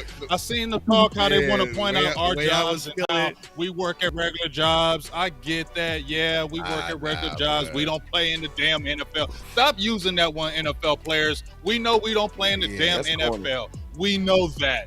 We get that. That ain't the damn point. The point is that all of these fans spend all this damn money. Tuck is going back and forth to Dallas Cowboys games trying to pump up this home game. Now, I'm going to tell you what, when you were saying that home game stuff, Tuck, I was not disagreeing with you because I know how Cowboys fans are. But this is the reason why I don't get loud, because they don't trust Dallas, because they know they're going to do what they just did. So that's why they sit on their tails, because they wonder, is it going to happen? Are we going to do the same thing that we always do? Yep. Here we go. So let's sit our ass down, and here comes another game. As they scored that first drive, it was a wrap. All the energy was just out. They already knew. That first drive, everybody was already here we go again. You know that's the first time. It's in our heads now. Here we go again. We about to lose. It's in everybody's heads now. You're right.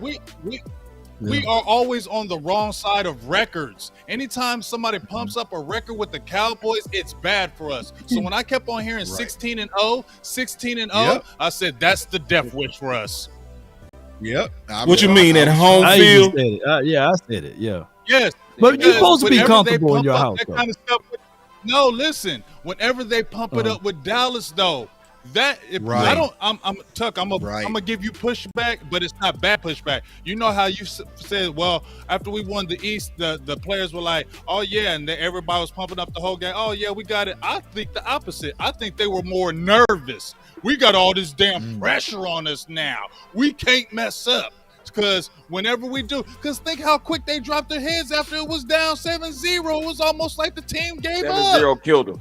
But the problem with the Cowboys, the problem with the Cowboys, and it also transitions into Dak Prescott, we cannot fight in our own weight class, y'all. We just can't.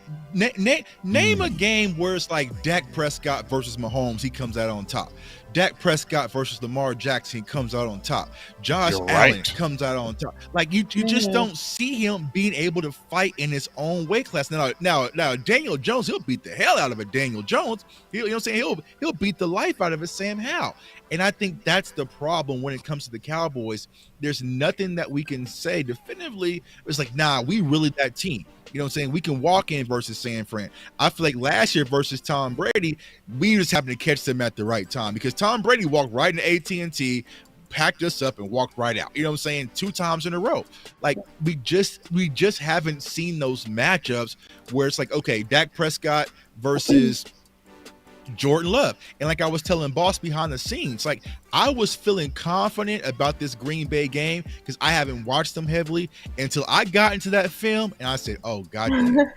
I was like, oh goddamn, they got a quarterback and this dude is punching back. You know what I'm saying? And I just haven't seen us being able to go out there and win those games. And that's the biggest problem. And I'm not sure how Dak gets past that, because I look at Dak Prescott, how he came out there, kind of the energy, right? But then I watch back and watch a Baker Mayfield come out the tunnel, and Baker Mayfield was on some F them boys. It's a body, you know what I'm saying? They came out to dreams and nightmares. Meek Mill, you know what I'm saying? Like, it's a different type of. We ain't allowed to have that energy. Yeah. What we came out on? Hey, what's our energy? We came out on Dolly Parton. Yeah, We came out on Dolly Parton. We came out on Dolly Parton. You see what I'm saying? We don't come out with hip hop. We don't come out with hip hop because they won't allow that, because that's too against our brand. We got too many sponsors. Yeah. They're not dealing with that. So to please our They don't sponsors, wanna come hear on. that. We know sponsors, Them right? I club work members- with a job them with club members sponsors. want the Y'all push know up. sponsors. You cannot go against some sponsors because you don't want to lose that money. So you ain't coming out with Meek Right. Mill. So You right. ain't coming out with nothing fire. Right. You're gonna still come out with Travis Tritt or Garth Brooks or Dolly Parton, and then you're gonna sit there. I and mean, say, they do have Cowboys the are gonna come out Texas and song stomp now. these teams. I'm just saying, But they don't y'all, come y'all out to act that. like y'all gonna come out there and stomp these teams. But think about the tone. But think about the tone that sets when you come out to the Eagles theme song. You know what I'm saying? That's their anthem. You know what I'm saying? Just like when the Browns came out with the boombox versus, like you set a different tone, a different mindset. Like F them boys. You know what I'm saying? Mm-hmm. It's just not the Cowboys culture. We can't have them very players corporate. though. Yeah, it's not built for football, y'all. It's an environment that is not football. It just isn't. From the Good for selling tailgate, jerseys, though. like I said, even with the tailgating, don't talk about last Sunday, the Detroit game. For the Jimmy Johnson game, the entire parking lot was empty. Y'all. It was a ghost town out there for Jimmy Johnson. Like, where's the fandom? You can't tailgate in the own parking lot. You got to be on the outside. You can't have no music. Like, it's just not a football environment, y'all. Tuck fans and are that's why fans these of- teams walk right, in there Tuck fans. and they don't care. Corporate America Cowboys. It's corporate. Cheese and wine. You know, Cheese and wine. Y'all, Yeah, it we is deserve cheese and wine. better. It is Just like cheese and Chris wine. said, Hey, I like we cheese and deserve wine. better, man. We Yeah, deserve yeah. better. Take the football We can game. sit here and have all these talks. We can have all these talks, but we deserve We do better. deserve better. I'm tired of this. Deserve better. I've sat there and tried to jump out for Kool-Aid. I've been quiet. I try. People saying you be too pessimistic. I try to be positive, but how can I continue to be positive when I keep on seeing the fakeness? I can't be positive on fake. Our team is not being real with us, but our team wants the fans to be real with them. Right. No, y'all not being real with us. Y'all not coming down and being real with us. You're not doing everything it takes to make this team. I don't want to continue to hear Jerry saying he wants a championship just so bad. Y'all don't do everything to get the championship so bad. You new to your team. You make your team like you. You built your team and, like you said, molded them into you. You don't want guys who talk back. You want a nice coach. That's why you brought Mike McCarthy back, because you like the nice coach, because he don't ruffle the feathers and he stands in line. And that's why we're going to keep him. But you're going to have a regression just like you did with Jason Garrett. You're not going to keep on going forward when you're playing this type of football. It doesn't work like that. The football gods are not going to allow that. And I'm sorry. People can say I'm not having a good outlook, but dog, we've had these things that we've added to the team each year, and look, we're still getting smacked in the face, and you're going to tell me that all of a sudden Mike McCarthy is going to be a disciplinarian now? No. All of a sudden we're going to start being, I'm just saying, all of a sudden we're going to start tightening it up? Candy, No, Candy. it's not. He ain't Close gonna your start ears, tightening it Candy. up. Candy, close your ears. Don't say it. Whatever you're thinking of. Oh no. And here's what I'll say. Are you embarrassed? Tuck, before you go. Tuck, Before you go, for real, I gotta do this. Hey, I love being a Cowboy. Big game, James. Game changer. Hey, let's have some fun. Let's have a good time, man. Let's kick it. My bad, Tuck. My boy was cooking, bro. Yeah, big. And that's real, man. And like I said, my mama told me something, because if you saw my post game, she said, "Do you know that you apologized for letting Cowboys fans down before the players did?" Yeah. And that hit me. You know what I'm saying? as a content creator, I felt like I let the fan base down. I apologize. You know what I'm saying? Because I felt like maybe I could have gave more. Players didn't. You know what I'm saying? And I'm like, man, damn. Me and you on the same page because I was apologizing. I even apologized to Chad because we care though. Dave Tefo. Because we I care. apologized to those boys. Yeah. You know why I apologized, J Tuck, too? Because I said that basically this team particularly is different. I even apologized to Big Game James. I know he didn't hear it, but I apologized to Big Game James because I said there's something about this team that's different. And this team is moving and operating different. But then we get to the playoffs, and ain't not one person that's watching right now would have seen this particular team getting 48 points drugged on them. Ain't nobody saw this coming. Ain't no way, man. Yeah. No way. Not even from San Fran. Yeah, not even from San Fran. Yeah, you know what I'm saying? Like and like I said, because that's like I apologize because I feel like I should have been louder. You know what I'm saying?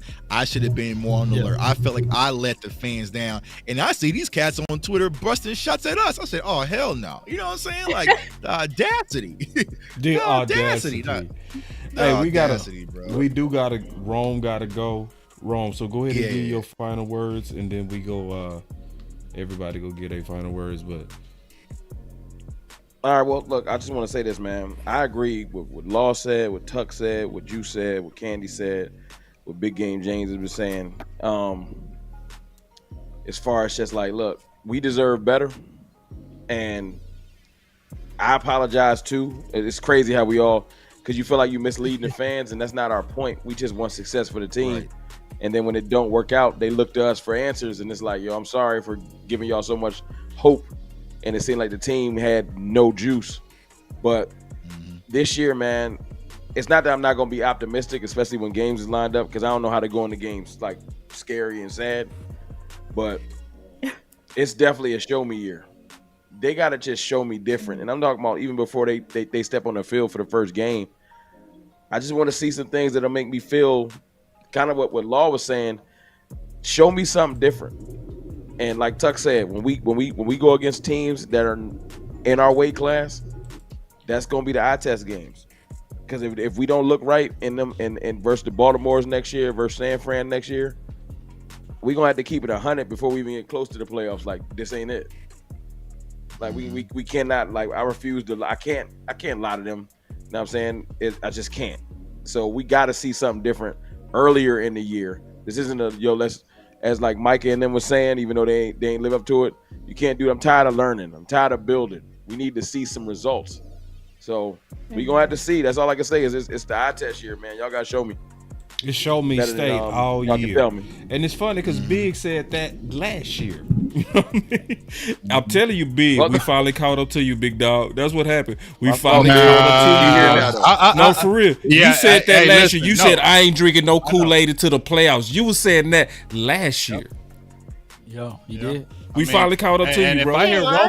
If I hear Rome saying that, then it got to be caught up because Rome go hard in the paint. Everybody like that though. You feel me? Yeah. You know what I'm saying? Man, but I'm gonna just tell you right now, you will never, ever in your life ever hear me mention Kool-Aid and Cowboys together again. So just remember that.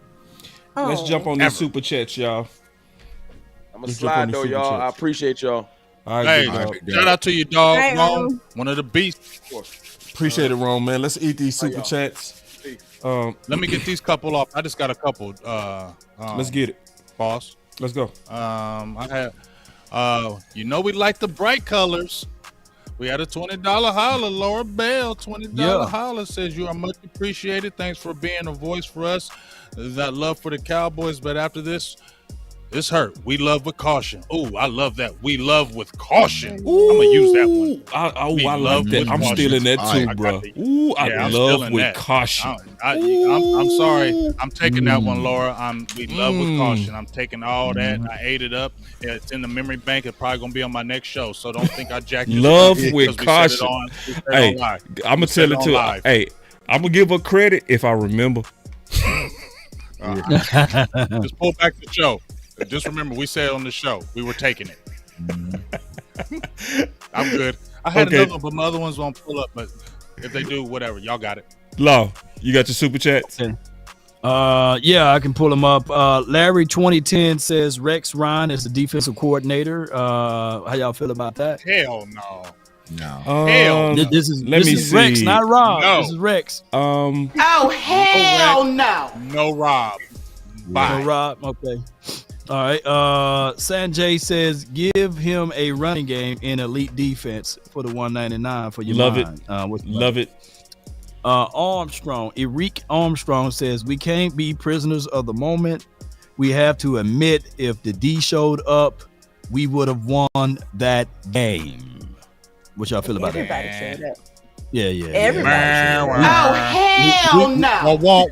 Oh, hell no. Hey, and I'm gonna say this too though. Wanye is doing, the Lord's work or what have you, giving everybody their flowers. He was saying that J-Ron Curse could play free safety. He was doing good or what have you. Come on, man. You can't fool us, Wanye. He always be covering it for him, dog. He always be covering for him, bro. Yeah. J-Ron Curse got the iron board hips and he turned like a turntable. You know what I'm Oh, saying? my God. Avatar. Let's keep it real. Hey, Wanye, let's keep it real. I think Wanye then took over Kevin Joseph. Yeah. What you say, Lau? He got them iron. Have you ever had them old ironing boards? You open it up. You go, that's how J-Ron Curse hips are, man. I said, come on, man. I said, come on, man. Put Wanye in there, man. Put Wanye. Put Izzy in there, man. Put Bell at that spot. Get him out of linebacker. Looking like an avatar out there. Take. Come on, man.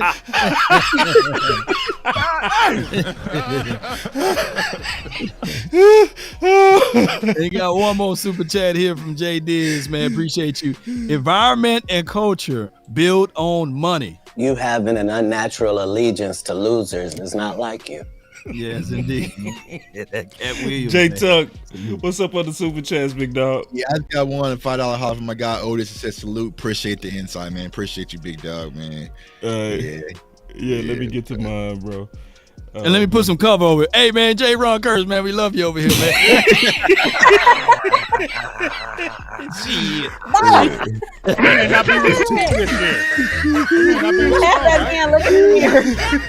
That boy say, let me put some cover on it. That's cold blooded, bro. That's cold, man. That's loud, bro. I swear, dog. Man, take loud buttons, bro. My boy say, he say, I got a super. He said, I want Brian Flores as DC. I like it. Ooh, yeah. I like it. I love it. I ain't taking nobody from the outside. Right. Nah, hire within. Joe Witt, Joe Witt, yeah. I'm with Joe Witt. Al Harris. Yeah. Al Harris is very stubborn though. I'm there. Yeah. Talk to us, Law. Talk to us, Law. Talk to us. If you can. He got the same philosophy. I mean, he was saying like all that year we was getting Anthony Brown getting burnt. He was like, nah, man, Anthony Brown playing. He balling. He cooking. I'm just like, nah, you he right. getting cooked. You right. You know, you right. He gonna fight for his guys, man. And you right. He has the same philosophy that the Cowboys like, and that's why they're gonna hire him for them, because they want to keep everything the same that they like. Y'all It's need gonna to be Joe Witt. understand Yeah, that. it's gonna be Joe Witt. It's gonna be Joe Witt. Likely. I'm Rushing up the field and nobody stopping the run. When we gonna stop but the low run? key, here's the thing with Joe Witt. He's very disciplinary though. Joe Witt got that stern look, and he's like his father a little bit. And I think it was one preseason game Joe Witt called the game, and it was pretty solid. So I think Joe Witt will utilize his guys a little bit better. Charles Woodson put for bat for him, So I like Joe Witt if he's given the opportunity. Me too. And I do like Joe Witt. I love if we lose any of those brothers, man, that Rooney rule, the reverse Rooney rule, you get a 3rd round draft pick. So, hey, Al Harris, if you go somewhere for a coach situation, man, come run us those picks. Yeah. Yeah. Did you But get you know out what your the team lost that though, boss? What's that? Hey, just jump in there again. Yeah. They lost with Scott McCurley and Darian Thompson as our linebacker coach. You can literally see that Darian Thompson Lee stopped playing. Yeah, call Sean Lee, because Sean Lee he would have been sitting able to out. bring linebacker principles to the house. What Darian Thompson can tell you about linebacker play. And I ain't trying to hate on Darian Thompson. Salute for him to get in that bag as a brother. But I love come how you on, cover man. it. Yeah, I cover You're so good at covering it. I'm glad you're the cover guy and I don't have to cover it. I'm glad. I don't make the rules, Big AJ. Yeah, we got cool. too much good old boy going on in coaching, man. Let's be Good honest old on that boy. too. We do, bro. Scott McCarthy, Good old boy playing too. Darian Thomas, You right. bro. Why He y'all hires his doing this friends. stuff with a Super Bowl caliber team? You And want the to crazy see? thing- We always want to develop coaches Because it's comfortable. with a contention window. Like who develops coaches in contention windows? Who does that? Hey, Big Game James. Let me say this too, though, Big Game James. There's a dude that you know. His name rhymes with Duck, but his name is Tuck.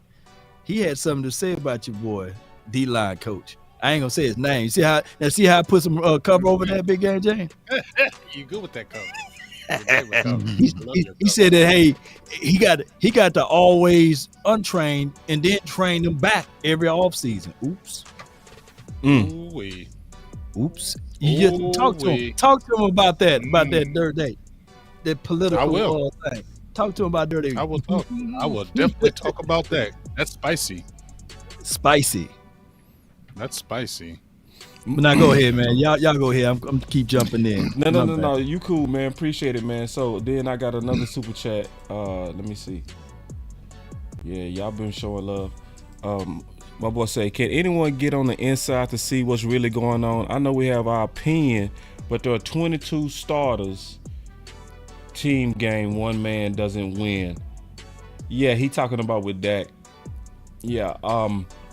We can't get inside though, and they not gonna break the code in there. They gotta be nice, y'all. They not gonna break the code. Everybody's gotta talk nice, be nice, and don't go against the grain. Because when you do, they're gonna shut your mouth. They're gonna extinguish your talk.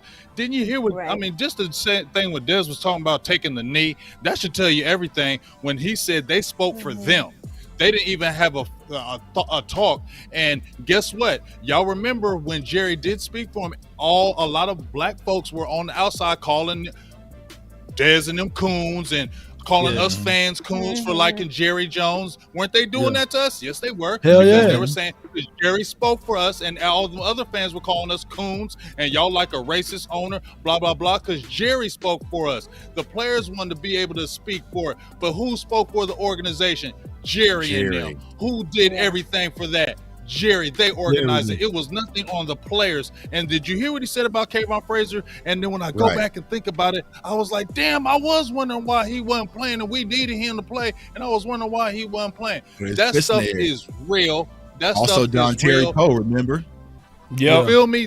He was gone once he said something. He was gone right after that. So when you speak up in this organization, you are gone. So how do we think we're ever going to win a championship when you got guys from the top that always want you to keep your mouth shut, you stay in line, you respect this brand, and everything will be okay for you? How are we supposed to win like that? That dude said, I caught so much heat that year when he said toe the line. My guy's gonna toe the damn line. And I said, dang, Jerry, man, you know what I'm saying? Because I'm from Mississippi, and you know how that goes, right? So everybody's like, God, dog. And earlier this year, I know that they hold grudges because me and Shango, it was just me and him. And we heard a certain player go back and forth with the positioning coach. And he didn't get a single play all year, a spoonful of reps all year. And he wears 24. Oops. And me and Shango, the only one that heard the exchange. And I said, God, dog. And that's coming out after he started in playoff game. Yeah. Crazy. Did he play this year, y'all? And like the Cowboys, man, you can't win. You can't have it both ways. You can't win the political warfare and the football game. You're going to have to get out of that. And what Dez said, fix this, Rich. Dez was right. You know, Dez was right on all of that stuff. And unfortunately, the Cowboys been playing that type of game for a long time, not a short time. And then, man, listen, man, I gotta say this too, bro. I wasn't gonna show this, but I'm gonna show this. Y'all did it. Y'all, it's y'all, not me. Okay, because it's sad how everybody is on to how they do their stuff. Like, look, Kevin Gray predicted this morning. Jay Tuck could have put it out there, right? Yeah. Like, this is sad when everybody can see your political moves way before you know what I'm saying? Cowboy fans, y'all need to pay attention. The beat writers are trying to get y'all ready for Mike McCarthy announcement that he's coming back for 2024. The quicker you accept it, the better off you'll be. Not saying it'll be happy about it, but get your minds ready. And, see, this type of tweet is written with certainty because the way that they move is so obvious, right? So when you look at people like, David Moore, right? And you see what's going on. David Moore is pretty much considered the mouthpiece a lot of times for the front office. Yeah. Everybody pretty much know that, So then he over here making a strong case for Mike McCarthy. See, we know y'all poll testing. We know what y'all doing, man. We see the game. You poll test. You try to see the reaction of the fans. And then when you see the reaction, you feel safe to say, okay, most of them don't really care about Mike McCarthy coming back. Bring him back. It's like, come on, man. It's like, when is this stuff going to be about football, and all football? Never. Right. If you go down my timeline and you seen a video, and I said, I hate to say this, but basically I'm going to say it short, that Dan Quinn sold on us, right? How about I get a DMC claim from the Cowboys on that? You know what I'm saying? Because it became so pretentious, right? But I countered that though, good. You know what I'm saying? But I said no. David Hellman originally, I just put the caption up top.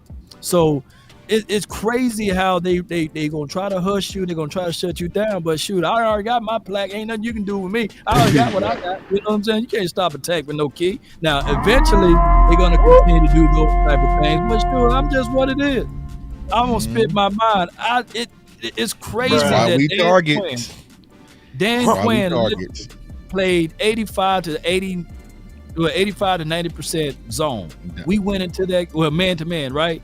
We get to that game, we playing 80 zone. So come on, man. Look, we can see tea leaves, man. Dan Quinn was thinking about Seattle land. He was thinking about Chargers. He was thinking about everything but putting up tape to watch the Green Bay Packers in that particular game. Ain't no way in the world Dan Quinn got this team prepared to go up against the Packers. Y'all clap it up. Clap it up for that whole exchange of what you just heard right there. That's the power of independence. A lot of people just missed it. Jay Tuck, Ken, Big, I guarantee most people just missed it. I guarantee most people just missed the power of independence. It was right in your face. It was right in your face. They listening now, though. They listening now. Yeah. They listening now. Yeah. Listen now. They didn't want to listen 2 weeks ago. Now they won't listen. It's 2 weeks ago. Nah, he right. He right. Everything he's saying facts. Yeah. And like do what got you there. That's what people always say. Old folks say, man, do what got you there. Right. You get there now, you're gonna do something different. Like, hey, that didn't get you there. Do what got you there, and that's just what it is. Now we lost. Granted, they won, and I can't stand Green Bay. But now this forces us to root for Detroit or Buccaneers, because I for damn sure can't see the 49ers in the Super Bowl nor Green Bay. Nah. Come on, D-Town. Come on, Detroit. Yes, indeed. Nah, hell no, bro. I'm not trying to see Detroit if the Detroit or the Baker Mayfield in the damn Super Bowl, that's going to make it hurt even worse. At least I know it's going to hurt worse, though. But, man, I can't get the 49ers to get one more, and I can't stand the Green Bay Packers. The Ravens if I must, I'll go for the Bucks, if anybody.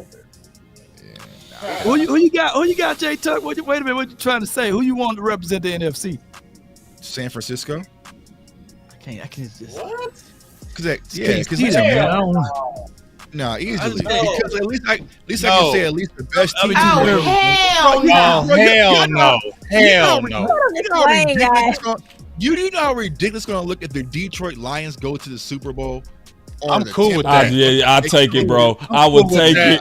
I can't do San Fran, bro. I'm sorry. I feel you, Tuck. I take Detroit. Get back up versus No, Ravens. no. Let the Hell Bills go no. get Play back that up. thing get lost. A ridiculous season. Oh, hell no. Come on, Detroit. Come on, Jay. Nothing would Can you give him a- nothing would surprise Hey, me at this point. Bro, you say No, at least we beat no, them give him- last. come on, At least dog. we beat them No. last. Yeah, he need to come on, dog. He need to Detroit shame. fans- He need all of it. Nah, them Dang, Detroit he needs fans to are come on, almost dog. as annoying as Eagles fans, man. I wanted to pack Detroit up so goddamn bad, bro. I know, bro. Tuck. Them Detroit, bro, I wanted. You see I was ready to Man, pack up Detroit. Are they worse than 49ers fans? They talk. Yeah, Hey, bro. man, yeah. I gotta get to Yeah. my super chats. Okay, You all right, preachers. all right. Them Detroit fans still crying. He was eligible. Oh, man. But we beat them. Them is the Detroit Lions, bro. Let them have some fame. Nah, hell nah, bro. I want. We their don't want no spirit, bro. Niners getting another championship. Hell no. I ain't say win it. They can go and get packed up by the Ravens. I don't want them going. Yeah, I don't even want them getting close, bro. I want them I don't to want just them sit getting on close. down like They- Philly. Sit I want down. them to lose next week so we can all sit together and But I ain't mad at your logic though, Tuck. I ain't mad at your What logic. two teams do y'all want to see in the Super Bowl then? What two teams do y'all want to see? I don't want to see Lions the and Ravens. I want to see Lions and Ravens. Lions, wanna- Ravens. Yeah. My Ravens, pick, yeah. my preseason like pick that. was San Fran and Buffalo. I go so. Texans because I'm a Texas boy. I would like for the No, Chiefs don't to- do that because Harold. I know. East Side Texas will be and who? unbearable, Don't- but I don't- still don't got call some. them I got some East Side. people that I like from Houston. I feel you. Some of my good people Tank from Dale. Houston. You know what I'm Yeah, saying? for But your you know alarm, what? huh? Tank Dale. Lord Tank forgive Dale. me, but I want to see the brother get to a Super Bowl too. I like D'Amico Ryans. Yeah, I would like Yeah. to Texas, And- and then and he's also young too, boss. big He's because young we too, can boss. say the Texas. He's young, boss. It show we not like East He's young, Side. boss. Yeah, He's young, boss. Yeah. No, I'm with you, but He's you hear what I energetic. said? The fact heard that what we you can said. say You the heard what I Texas said. show us that we not like East Side. We not Fact. haters Fact. like East Side. Fact. You feel me? Yeah, We yeah. actually root for Texas versus his weird ass root against Texas. Can I ask you a question though? Yeah. Can I ask you one question? What's that? Why do you think the Texans were good? Culture. Culture. Bobby what else? Slowick. Huh? And what else? D'Amico Ryans, man. Oh, he gonna brought say Coach- quarterback. Man, quarterback too. Ohio State. Oh, man. No, I know where he was going. That boy said quarterback. Yeah, we not like you, East Side. We not suckers like you, bro. We not see It's like East you Side got. picture right I'm there. sorry, Yeah, Candy. yeah, I'm yeah. sorry, East Candy. I Side. had to throw that Yeah, in we there. not I like had you, to bro. get that That's in roll there, tide. See, we I not mean, like you. We after that, I we don't couldn't actually disagree. root against Candy. I'm just Texas. saying. People like You can you. only defend that so much. Yeah, I ain't, Right, you gonna, feel me? I ain't gonna even go off on you, East Side. I'm gonna let you have it, bro. Everybody Yeah, know yeah, you got that little meat energy. We ain't a hater like you. Yeah, we I'm good. gonna be quiet after that. Yeah, we gonna let you make it little meat, Boss, man. boss, I see it. Boss, Woosah. Yep. Thank you. it's Yep. coming up. Woosah. Got them together. Thank you. You see, Candy be looking down. That's my girl, man. When you get close to that camera, we're not gonna let you She work saw it me. out. She We're saw not me. gonna- She saw me give a punch. She Bring it back. she grabbed your butt. Boss, That's my girl, boy. hey, What you boss, say? I'm with you. He blocked on my channel. Yeah, guess what? I blocked him. He created Blocked on another mine. one. Okay, well, if I find out you blocked on it again, Harold. Gary Okay, hold on. I got y'all. Name is Hold on. Harold. Let me get to these super chats, Guaranteed man. view. I got these super chats, y'all. I said, remember I was supposed to get to these super chats. Then we go say our final words. right, Get up my out of bad. here. All right, here we go. So my boy say, yo, you right, J Tuck. Dak can't beat his own weight class. Get rid of the naysayers. Dak has never did anything. Oh, see. Let's get Baker. He ran with it, Tuck. Tuck didn't say all that. Yeah, He run said with Dak Baker. didn't do anything.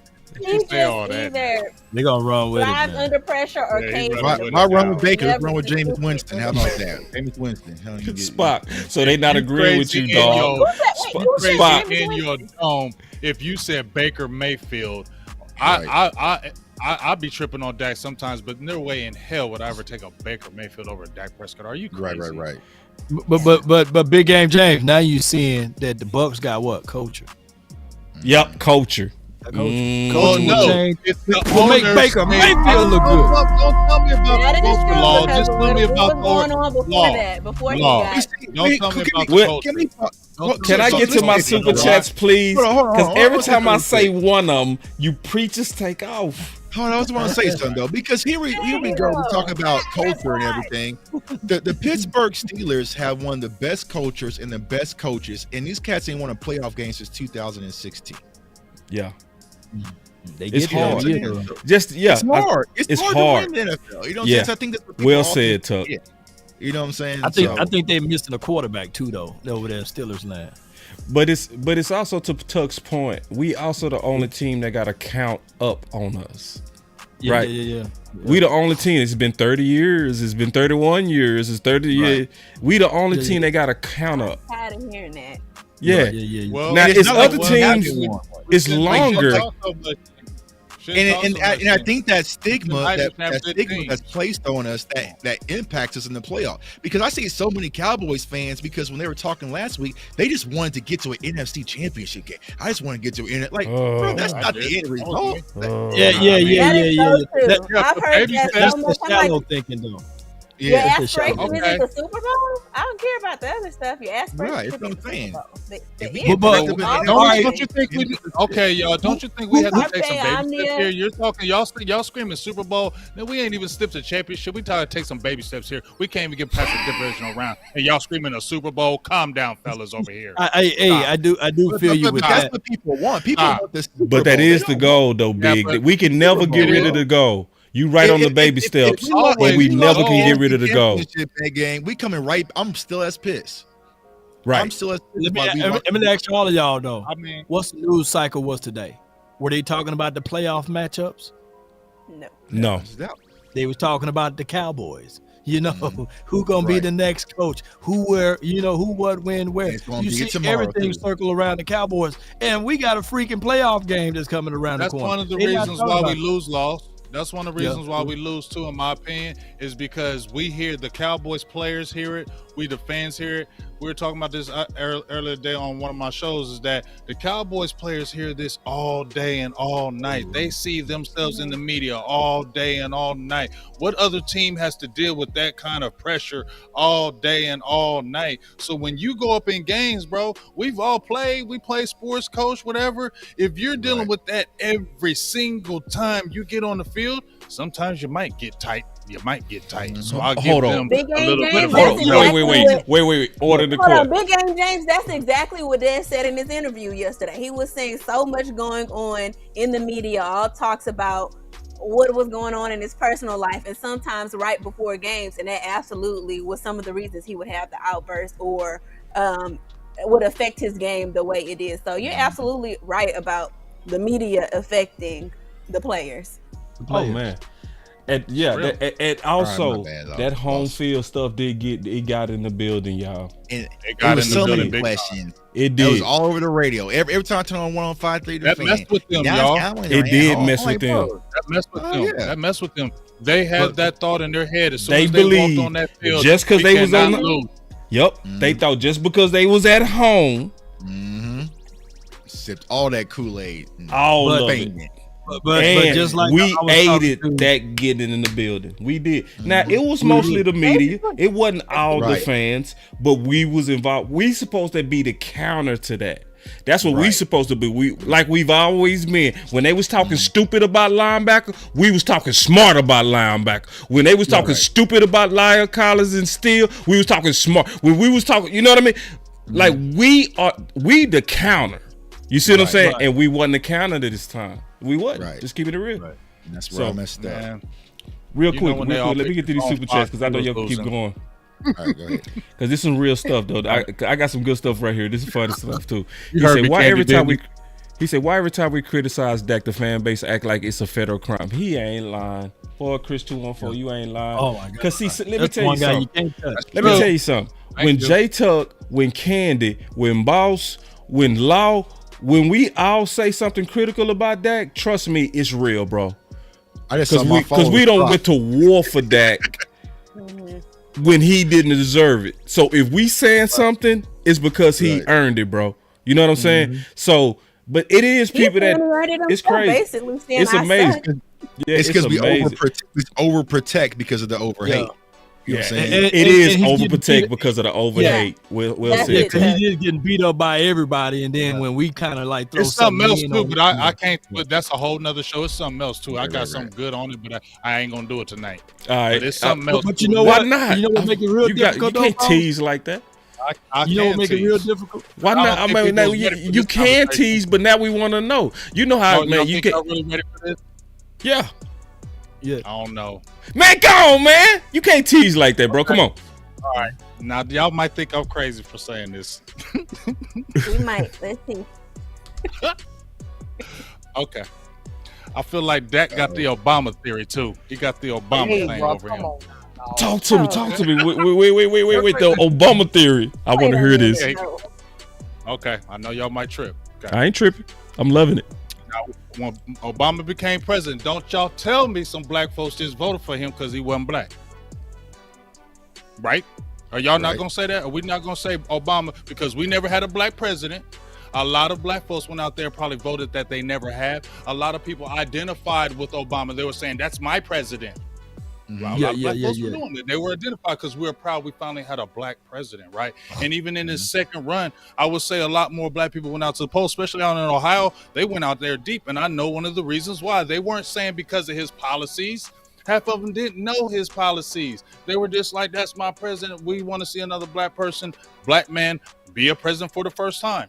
And I feel like some people in the community, since we do have a black quarterback, they want to see him succeed. So sometimes because they want to succeed, they won't look at some of the other things maybe he doesn't do, or maybe he might choke because I want to keep a black quarterback in there. I want to keep a black quarterback in there. Can I counter just you can counter with you just a little bit? You can counter it, but you're going to get some super real, but I'll let you counter it. Yeah. I think that it's the nature on how Dak Prescott got his positioning too, because there's a large population of Latino and Hispanic states. I know that. That's the battle. And that's the battle. It's like right that. Those people, they go crazy. They still think that Tony can play to this day, right? And they say, well, Tony would have did this, Tony would have did that, or Tony didn't, and Tony. And they always make it about Tony versus Dak, when each of those guys mirror each other as far as what they did with the Cowboys organization so far. So it's kind of crazy. Yeah, Dak Prescott eventually will probably eclipse every single record that any quarterback did in the Cowboys uniform, but it's not accepted because of the way he got his job. And a lot of people feel like Tony did wrong, and that's why they hit me up, and that's why they shoot death threats, or that's why they say crazy things. But look at the names. Always look at the names on people that talk crazy and reckless. But did y'all see the interview that Jesse Hawley did with Barry Church? And come to find out, Jason Witten stood up and spoke for Dak and said it was Dak's team where that whole Romo thing was going on. And Church actually told us that when we did a show with him 3 years ago with West Coast. Yep. Yeah. So they said it was Jason Witten. Yeah, he said it was Jason Witten. Yep. Yeah. Church told me and West Coast that when we interviewed him. Yep. And said we can't go back to Romo. Yeah. So and that was Witten turned his back. Yeah.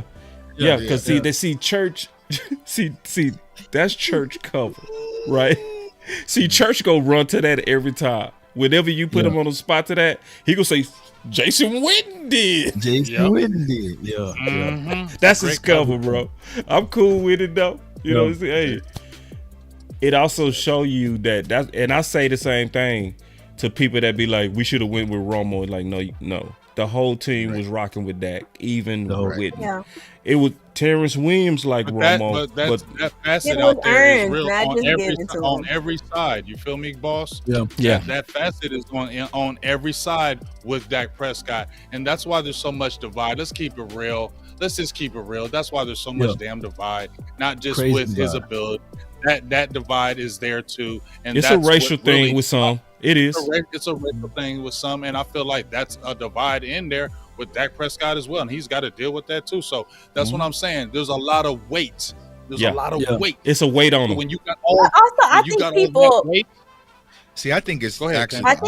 I think a lot of people empathize with Dak too. They kind of see him as this precious cargo because of all of the struggles that he's kind of been through personally in his life. So I think that everyone in the locker room speaks on how he's such a great leader, and we see his character looking from the outside in. We see that he seems to have this great character. So a lot of people see him as this precious cargo, this precious gem that we have to protect. Don't talk about our quarterback like that. You know, he hasn't done anything. That's true. That's so true. Look at all the well struggles said, that Candy. Look at what happened to him. Look, the injuries that he's fought through. So I feel like a lot of that makes sense. That as well.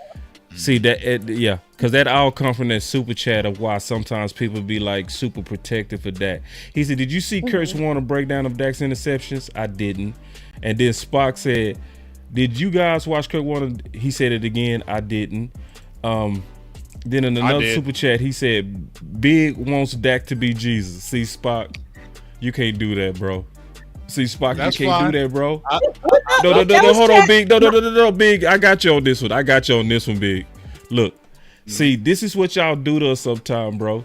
See, on one super chat, you saying Big wants him to be Jesus. And then on another super chat, you say, "You right, J Tuck. Dak can't beat his own weight class." So hold on now. What we doing, bro? What we doing? What are we doing? It's two sides of your neck and two voices happening. But I appreciate it, man. But boy, go home. See, y'all put us in these dichotomies. You know what I mean? Y'all put, no, man. I don't want him to be Jesus. I want him to be like Paul or something. But and I know what Big is saying. He like, man, just don't be the reason we lost, bro. Don't give them the big plays. That's it. That's it. Like, go ahead, Law. I was just gonna say, just basically with Dak Prescott, just figure out a way, man. Put some. I know people gonna say, well, why this guy needs everything? But name me the quarterback that didn't need anything, right? So don't do that, Law. Yeah, look. We had a run game. Did you trust Tony Pollard? I mean, I said this. There's nothing wrong with a night wing. There's nothing wrong. There's nothing wrong with a Nightwing. There's nothing wrong with a Robin. There's nothing wrong with Luigi. But that's who Tony Pollard is. He is a second tier type of running back. He's not a first tier running back. And we went into this season with those type of expectations that Tony Pollard would have been an RB1. And then on the defensive side, when did LVE went down? Was that before or after the trade deadline, boss and Big Game James? Candy? It was before, right? Before. San Fran, right? It's San Fran. Yeah, that was before. Because that's game 5. We could have made some moves. We could get this person, get that person, but we wouldn't. Yeah, when Overshawn went down, we could have made some moves, and he went down before the season even kicked off. So, then I'll also remind people that do this too.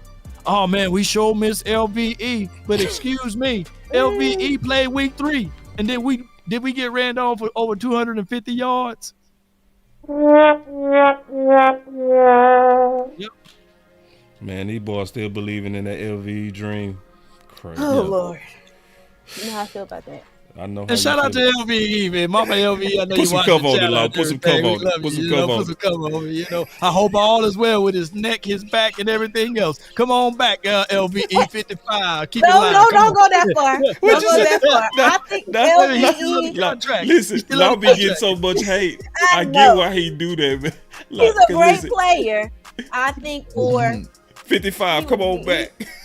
That he would be the best player on another team, possibly. That would bring out the true talent in LVE. Leighton Vander Esch. All right, here we go. And then he said, we got a few more, man. I promise we gonna get into these final words. I promise. It's y'all that's doing this. He said Green Bay won a toss, J Tuck. They took the ball.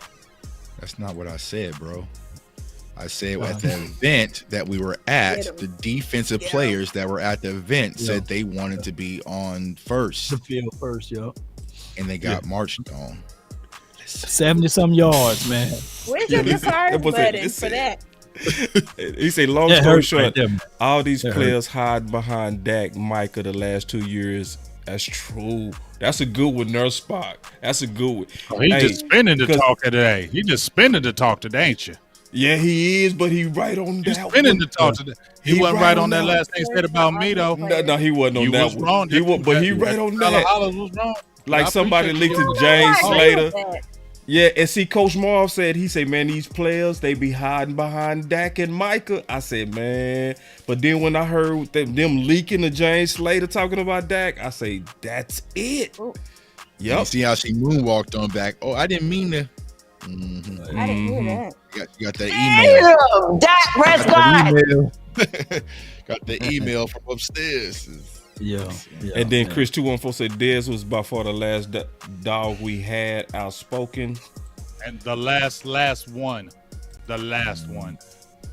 And then he said that's an indictment on Jerry, upper management. Mike is a puppet. To a degree, that's true, bro. Don, deal with it, man. To a degree, it's true, bro. It is. I'm just They keeping all it real. are. Let's keep it real. They all are. Yeah. Oh, yeah. I said Dan Quinn too. This is my last one. The discipline is needed on defense. The offense is progressing. All that is needed is a good running back. That just makes me so mad because we've known since the beginning of the season that we needed a running back. We've known that. Because we didn't no teams feared Tony Pollard. No teams feared to run. Even though Tony was running pretty good. He did a great job this year, counting the fact that he came back from injury. But nobody feared to run. I just got 2 more super chats. My boy said Cowboys third most penalized team in the NFC. No discipline. That's the issue, man. Yeah. That's the issue. And Mike McCarthy, man. See, I felt Foot's pain. I could really hear it when Foots was talking. Foots hurt. He was hurt, bro. Like, that hurt a lot of our hope. I ain't gonna even lie, bro. Cause how do you expect somebody to change when we've been saying the same thing for 3 years? Man, I think a lot of people are capping about this Mike McCarthy thing. But that's What you mean on the discipline?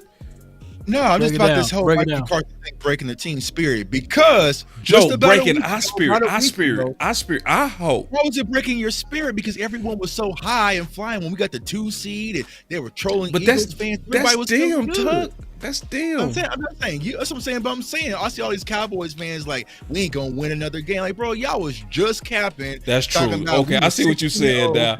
Right. At home. We got the best offense. All this about a week ago, but now we lose. Now we gonna win about a week ago. You know they say I got more supers than that. I miss some supers. Man, my bad. HTM, if you send a super, man, go ahead and tell me what you said, bro, and I'll jump on it, man. My bad, bro. If I missed them super, man, my bad, bro. I'll be trying to get to y'all money, man. It be so much going on that's up here producing. You know the craziest thing though, J Tuck, we can just clearly see that Mike is better than Jason Garrett, right? So we are satisfied with that to a degree. And when Mike McCarthy, when he tried to do things, he learned quickly that Dallas different, right? He tried to establish the situation where it's okay, we're gonna smash watermelons, right? And then he smashed watermelons, and they said, racist, red last. Thank God Almighty. That's true. That's true. Non-violent, they called the man racist. He's in the man, I just want to be a team building situation. So when he tried to do different things, he gets shut out. So that's true, bro. And he did. Remember, Mike McCarthy kept getting fined for practicing too hard. So Mike McCarthy sat down. And he learned that you can do it in other areas and get away with it. But out here, you got 5 on the block everywhere you go. You're going to have to work at a different angle because we are so televised and visual, And also, so that's just Mike crazy. McCarthy is more close to the chest, and a lot of y'all favorite media people don't get the access that they used to have anymore. So they probably trying to get the man up out the door. Yeah. Ooh, so true. It's all season talk now. You know what I'm saying? Y'all can't see it's all season talk now.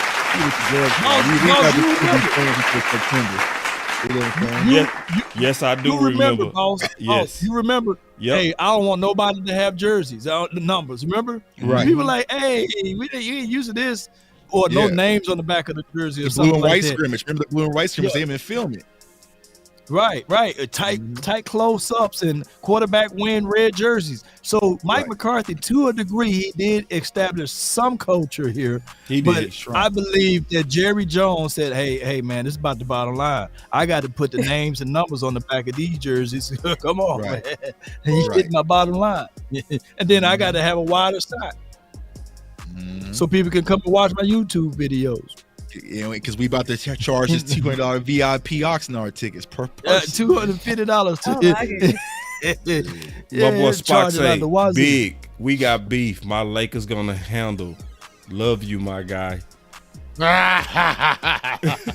You ain't lying. Your Lakers is whack, bro. You know they some jokers. I can't stand them Lakers. Hey. Can't stand. Hey, but you made a Hold on, great you a Laker analogy, fan? though. Hold on, Candy, you a Laker fan too? No, come on, Candy. I don't. Are you a Lakers fan, Candy? Are you? Oh, Candy, we done. Yo, yeah, Oh, Candy. my God. See, yes, indeed. She like the Cowboys. She like the Lakers. You like the Yankees too? Leave her alone. Leave her alone. Leave Candy alone. Nobody.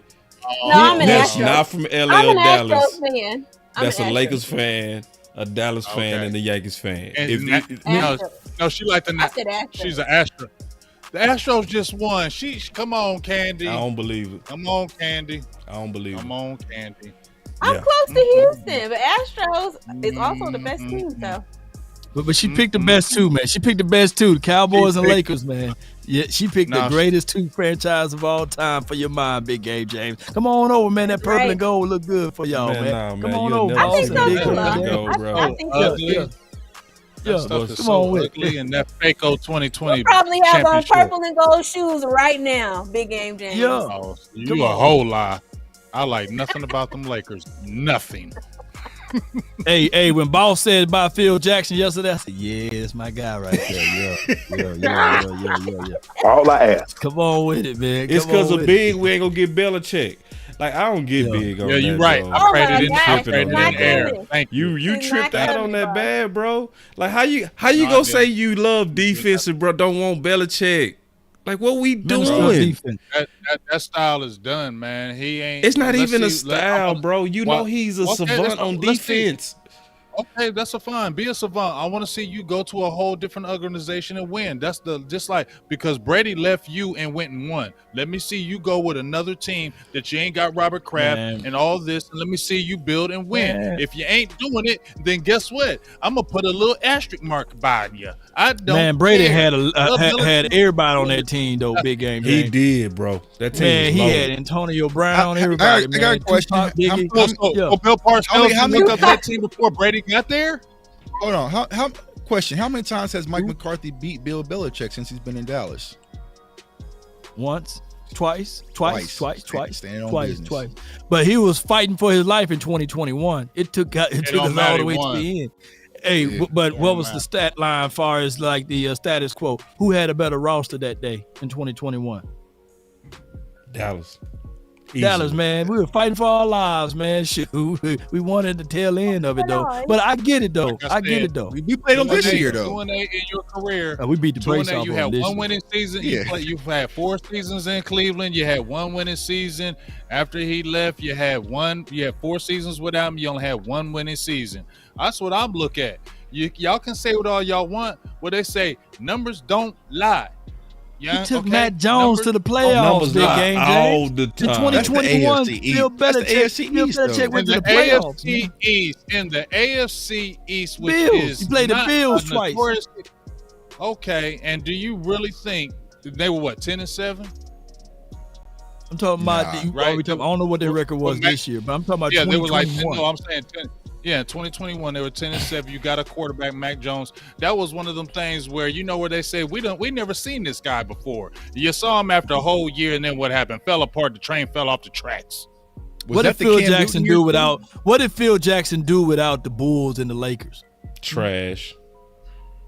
Sometimes what you does that just say gotta about have. Phil Jackson as a coach? You got it. You know what I'm saying? Sometimes your coaches are the people that can put greatness together, and that's Bill Belichick. Once again, you know who I think is a good coach? Eric Spoelstra was his last name. He had LeBron, Dwayne Wade, and Chris Bosh. He won championships, right? And they were saying, you just winning because you got them 3 guys. They left. Did he go back to the NBA championship more than once? Yes or no? Yeah. But for that argument, Did though, he have top players? Did he have top players? Bro, could that be a straw man's argument? Because It what did is. Jimmy Johnson do with Miami? If that's the Nothing. case in the scenario, Right. He took them to the playoffs instantly when he got there. He did, but wasn't that already a well put together team? Man, OJ McDuffie. The next time you say you're a defensive guy, bro, I'm not gonna even believe it, bro. I'm just gonna be like, no, you're not, bro. That's fine. You know what I'm gonna say? I'm gonna start calling you run and shoot, or I'm gonna start calling you what's the boys on turf? What you call them boys? And I'm just the biggest show on turf. That's your new name. Biggest show on turf. And I'm gonna find a name that rhymes with Bellichick that's gonna go with you. I'm gonna find a word that rhymes with Bellichick, and it's gonna go with you. All right, man. Let's give our final words, bro. I'll give you one more, Cat Williams, though. You having an unnatural allegiance to losers. It's not like for real, man. Because you know what, we got Mike McCarthy because of you, man. You're Mr. Cover Guy. You're Mr. Cover Guy. I got to cover. Who you want for our DC though, Big Game James? Mark Verbal. Mike Vrabel? Nah, I don't want him. I mean, personally, I do like Joe Witt, but you know, when they brought up the Brian Flores thing, that's a guy who I kind of like too. I want somebody who is very aggressive, is going to attack, is not going to wilt, in the pressure. Because remember, Dan Quinn was over there at Atlanta, and remember, what was we calling Boss? Remember before we got Dan Quinn, what did we both say we didn't want him for? Yeah, we said that he was a cheap seat because he was soft. Yep, and he was soft. Yep. Did we say that before we signed? Before we brought Dan Quinn over here, me and Boss were going back and forth. We were both like, we didn't like the smell of that Dan Quinn thing when they were bringing him in because we thought he was soft. Yep. Now look at everybody. Took a while to come out. What did he play? Yeah, it took a while. That softness came out because remember when he came in Atlanta, it was all peaches and cream. That first 2 years, what happened right after that? Crashed and burned. Yep. Yeah. But so he has a good 2 years. And then it's done. Law, you made a sick argument of how Dan Quinn let us down in that playoffs with that man of zones on the man. Right. Like, why would you do that? Do what got you there, man. And old folks say, ride the horse you rode in on, or Luther. Even Luther says, love the one you with. You know what I'm saying? They say they did that. They say they did that over his shoulder. You know what I'm saying? I don't care. It was despicable and painful to watch. Yeah, right. It just, Hey, so getting into these final words, I just want to say, man, is having a final word 2 days in a row. The only thing that can ever happen, and the only time that'll probably ever happen, is because of the Green Bay loss. So this shows you just how serious we are about trying to come up with solutions. So I can say, if I just kind of rewind this show, one of the biggest things I think we came out of this show as my final word is ways to help Mike McCarthy and ways to help Dak. I love what Rome and J Tuck was saying, because for those who say Dak can't get it done, okay, fine. We'll rock with you on that. So since that's what you believe, we got to then find other ways to get it done when he not in MVP mode.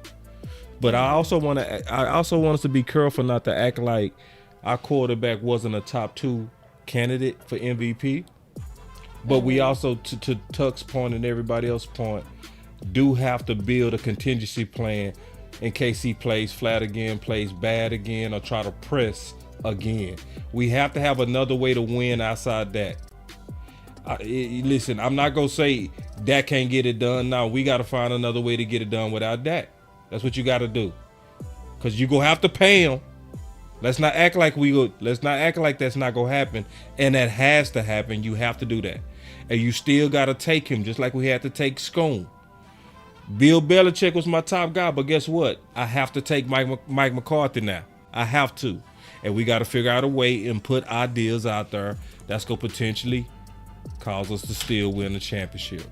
I'm not on the ideas of laying down. I'm not of the ideas of saying it ain't gonna never happen.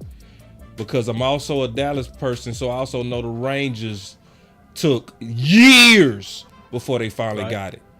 And so it's a part of the journey. The fandom is going to be up and down. It's down right now, but it's going to come back up. That's my final word.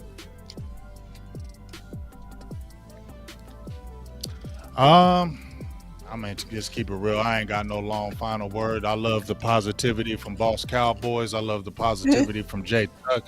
I love the positivity from Law Nation, Candy, and my dog Rome. I'm not positive with y'all, okay? I'm not positive with y'all. I'm sorry. I love my team. But I don't trust y'all. I don't trust nothing y'all do. And I'm just gonna watch y'all and do my thing and talk about the team. But yeah, y'all, you know, we keep on hearing this building thing and all this and all that. Sounds all good, but unless that stuff is changing from the top, which it ain't, it's just gonna be a nasty, ugly circle again. I'm sorry, I sound bad, but I don't care. It's gonna be a nasty, ugly circle again, and don't think it's gonna change. So that's my final word. Well. That boy good. I just greatly respect it. I respect it. I feel like we need it. And thank you, Big. For real. I mean that. Thank you, bro. Raw and uncut.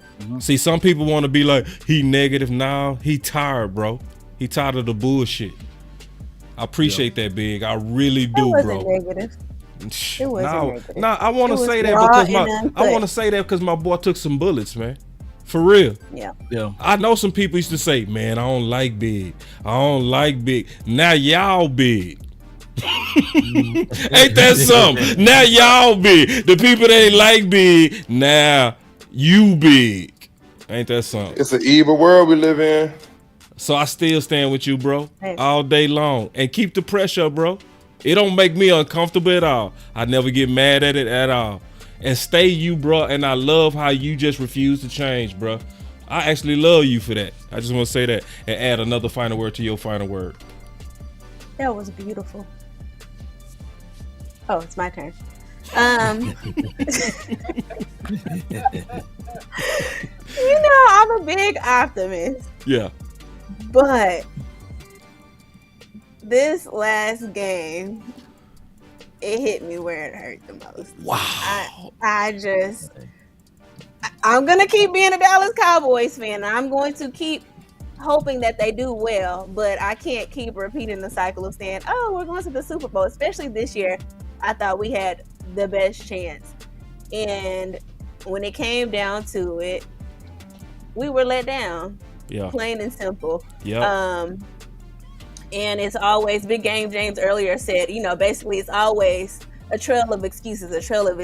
So when are the excuses going to stop? When we do have all of the weapons, or when we do have the weapons and then the backup weapons, and we still don't produce, what do you do? How optimistic can you be when you're in that situation, when your team is in the best situation possible to go to the Super Bowl, and then we get in a playoff game and play the way we did? I just don't know where you go from there to put the team in a great position.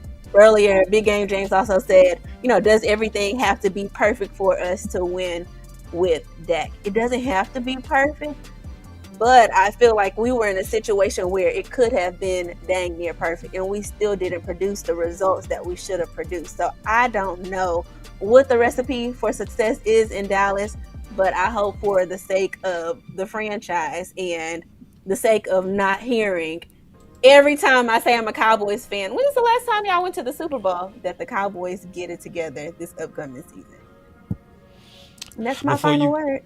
And before you go, Tuck, I got to say one more thing. Just one more thing, bro.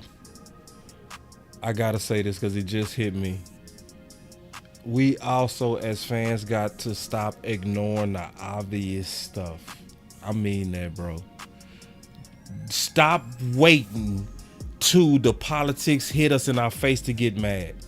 We need to be mad when we see Armstrong playing over Fowler. See, don't be quiet then, bro. See, that ain't the time to be quiet. We quiet about politics as it's happening, and then we get loud after it slap us in the face. Yeah. So we got to do better too at calling out the bull crap that we see in terms of the culture and the politics. It should be way more of us talking about the bastards versus sons, which is the our guys philosophy. Like, what kind of organization literally says our guys? Like, isn't everybody your guys? I'm sorry, bro. Yeah. Yeah, I agree, man. And I'll say this, man. When I first started this whole content thing about 4 years ago, I didn't know how to carve my voice out. And Big Game James, I spoke to him on the phone, and he was like, Tuck, just be you, speak your truth, and call it like you see it. So for a lot of people who can't stand me, that man over there is the reason why, because he told me to call it like I see it and to always voice my opinion and voice my truth, whether people agree with me or not. You know what I'm saying? So I see things, yes, sir, and I call it how I see it, and I don't back down, because at the end of the day, I know I've done the research. I know these men and women on this show and other shows have done the research, so I respect their opinion. And, you know, I felt like the passion that a lot of Cowboys fans saw me when I was walking out that building wasn't that we lost. I sat in that building until it was fourth quarter. I sat to 0. I sat and watched them walk off the field. It wasn't because we lost. My emotion came from is because I was trying to send out warning signals, and the fan base that I love the most, that I sacrificed for, that I'm doing a 3-hour show for right now after we got embarrassed in the wild card round, was calling like us crazy. You know what I'm saying? Yep. Calling us crazy. Clickbaiters. I was called Skip Bayless, wrote articles about me, all sorts of stuff, when all I was trying to do is look out for the best interest of the team that I live, eat, sleep, and breathe. So Cowboys Nation, now where we at? You know, as Thanos says, you know, back to me. Now everybody wants my draft insight. Everybody wants a book from Boss Cowboy, and everybody, you know what I'm saying? So what I want to say is, man, respect the effort in our community. We have one of the best communities out there. If Law says something or sees something, he's not just putting out content just for the hell of it. Nope. He sees something. Listen to that man. You know what I'm saying? Same with Boss, same with Candy, same with Big, same with Rome, DMV, the list goes on and on, Sky Vaj, you know what I'm saying? And all I was trying to say, y'all, is the road is slippery. Watch out. You know what I'm saying? But everyone wanted to still drive 100 miles per hour, and they slipped and flipped their truck on the side of the road, and now look at us. And so, you know, I just want to say, Cowboys Nation, I know you're emotional right now. It hurts. It sucks. I still ain't even probably healed fully, you know, but at the end of the day, we got to get back to life, got to get back to reality, roll back our sleeves, starting this draft content. I'm starting my Draft Wizards University on Monday, where I'm going to teach y'all how to scout for your damn selves. Show y'all all my recipes, everything, you know, see how to watch film and everything. So pull up, and we're going to get back to business and hopefully find a way to fix this thing. But like we've been saying on this show, it starts with the culture up top. How are we going to fix it? The only way that we can fix it is continue to lift our voice. And that's my final word. Love it. It's great, man. You could not live with your own failure. No doubt. And speaking of that, you know, Thanos actually won. You know, it took a multitude of people to pull and beat down Thanos in that particular movie. And I would say this too, the Cowboys got to understand that they are the villains. They are the Thanoses. They are the evil ones that the 4-letter, the 3-letter network is going to pick at. They're going to talk about us all this week and not even talk about the playoff games that's actually happening. So to your point there, when we talk about the kids that's playing in the street and we yelling, me, Boss, Big Game, James, Candy, J Tuck saying, hey, car's coming. And they telling us like, nah. And that's what we do. We yell. Middle linebacker. Middle linebacker. Yeah, we need that. Hey, Tony Pollard, he's good, but let's pair him up with someone. And then they argue with us and still say, let the kids play, but cars are coming. Right. And that's what we do. We don't talk just to be talking. We talking to help this team. I'm quite sure that if Brad Johnson can win the Super Bowl, Dak Prescott can. If Trent Difford can win the Super Bowl, Dak Prescott can. If Eli, if he can win the Super Bowl, of course, Dak Prescott can. But you got to understand what those teams had. They had good defense, and they had good run game. I think the world of Dak Prescott, I think that he can lead a troop. I think that, yes, what Cam Newton said was variations of the truth.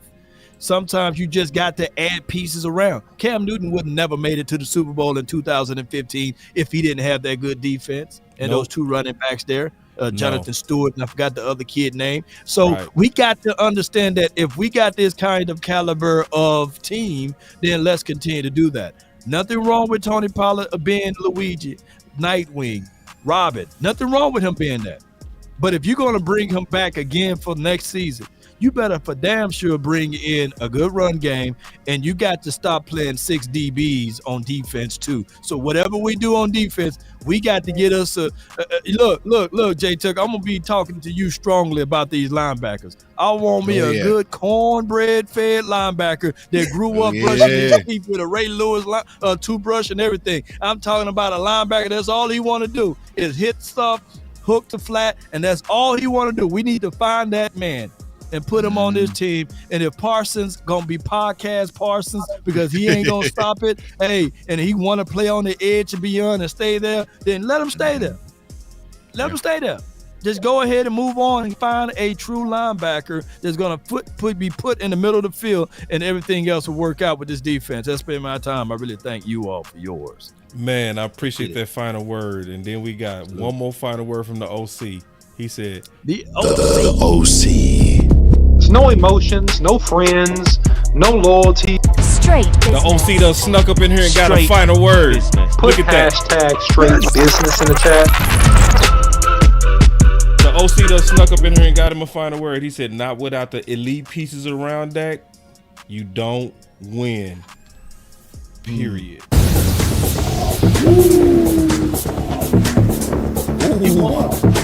Cold-blooded OC. And there's no shade at Dak. No shade. No shade.